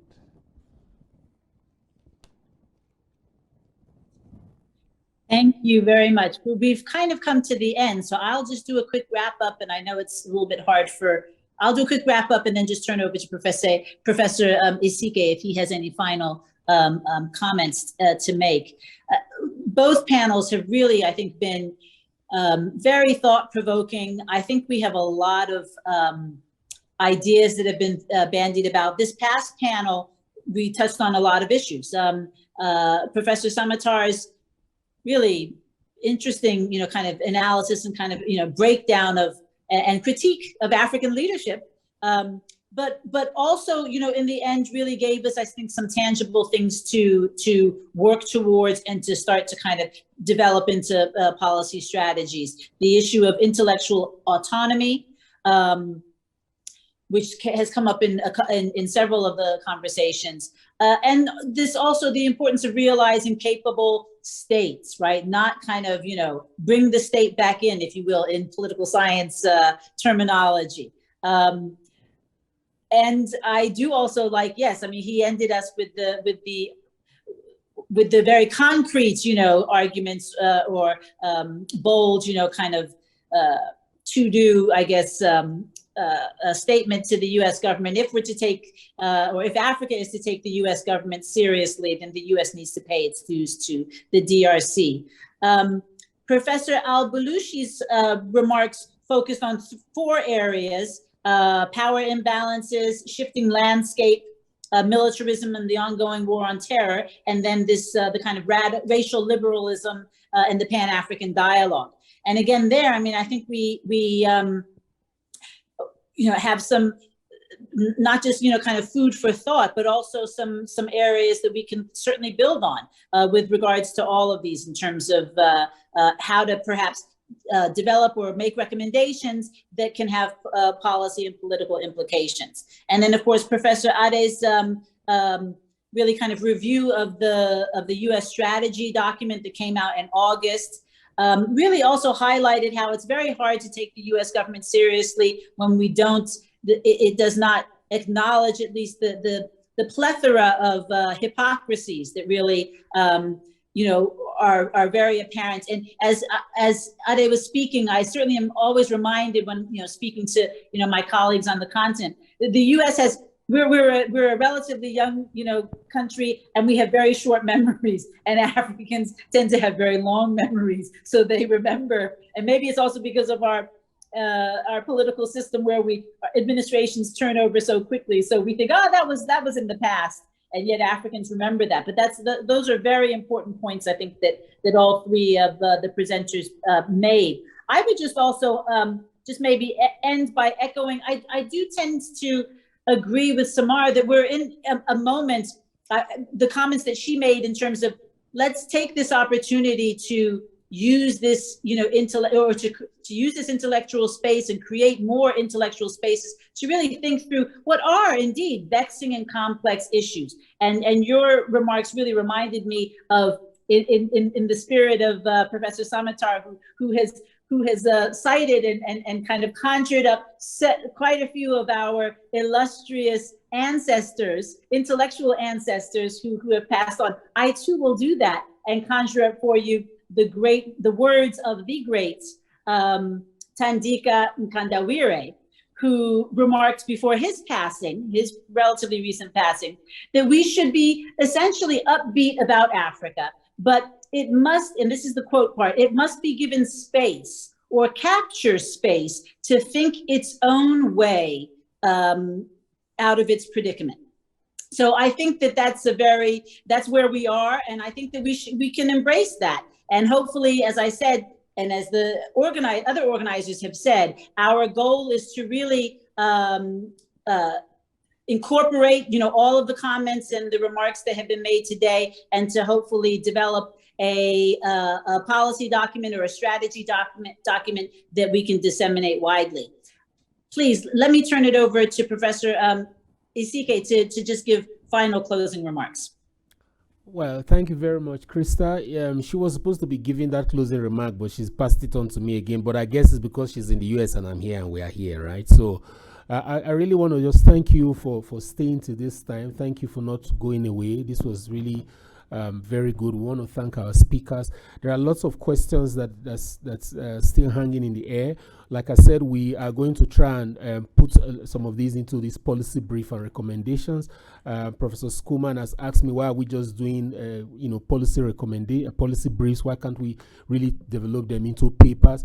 But we don't want to be too academic as well. We want to make them simple, recommendations that can be easily assessed and comprehended by those who matter, those who really make policies and implement them. So we will stick with that and see how the academic project goes. But some of the questions that linger, and you can write to us, will be the one that Professor Adebayo raised about the alliance, between the African diaspora and Africans, and as well as even African Americans. I spent 3 months of 2021 in the U.S. studying Nigerian Americans, and I traveled around 8 cities in the U.S. And I was amazed by the kind of soft power agency that Nigerian Americans had, not just for Nigeria, but for the whole of the continent. And one of the things that came out was this tension between, African Americans and the African diaspora. There is this back and forth tension, and I would talk to Horace Campbell later, who taught me in 2003 when we met at the International Political Science Conference in Durban, the first time Africa was hosting that. He taught me to think, happiness instead of development, to have a different name for poverty, that there's power in how these languages, how these words, conjure expectations and aspirations that are not productive for Africa. And I'm really glad he's here. But, to really think about, I would ask him to think about, how to resolve this tension, and as well as even ask Krista later whether, there are any laws that will protect people like Abdi Samata, because as an African, as an American as well, he has dual citizenship. He has dual agency as foreign policy agent, both for Somalia, Africa, and the United States, right? Is he protected? Can he be loyal to Africa and at the same time loyal to America?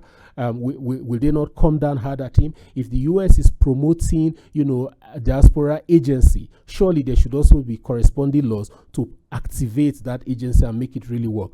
On this note, I would like to close and thank you once again for coming.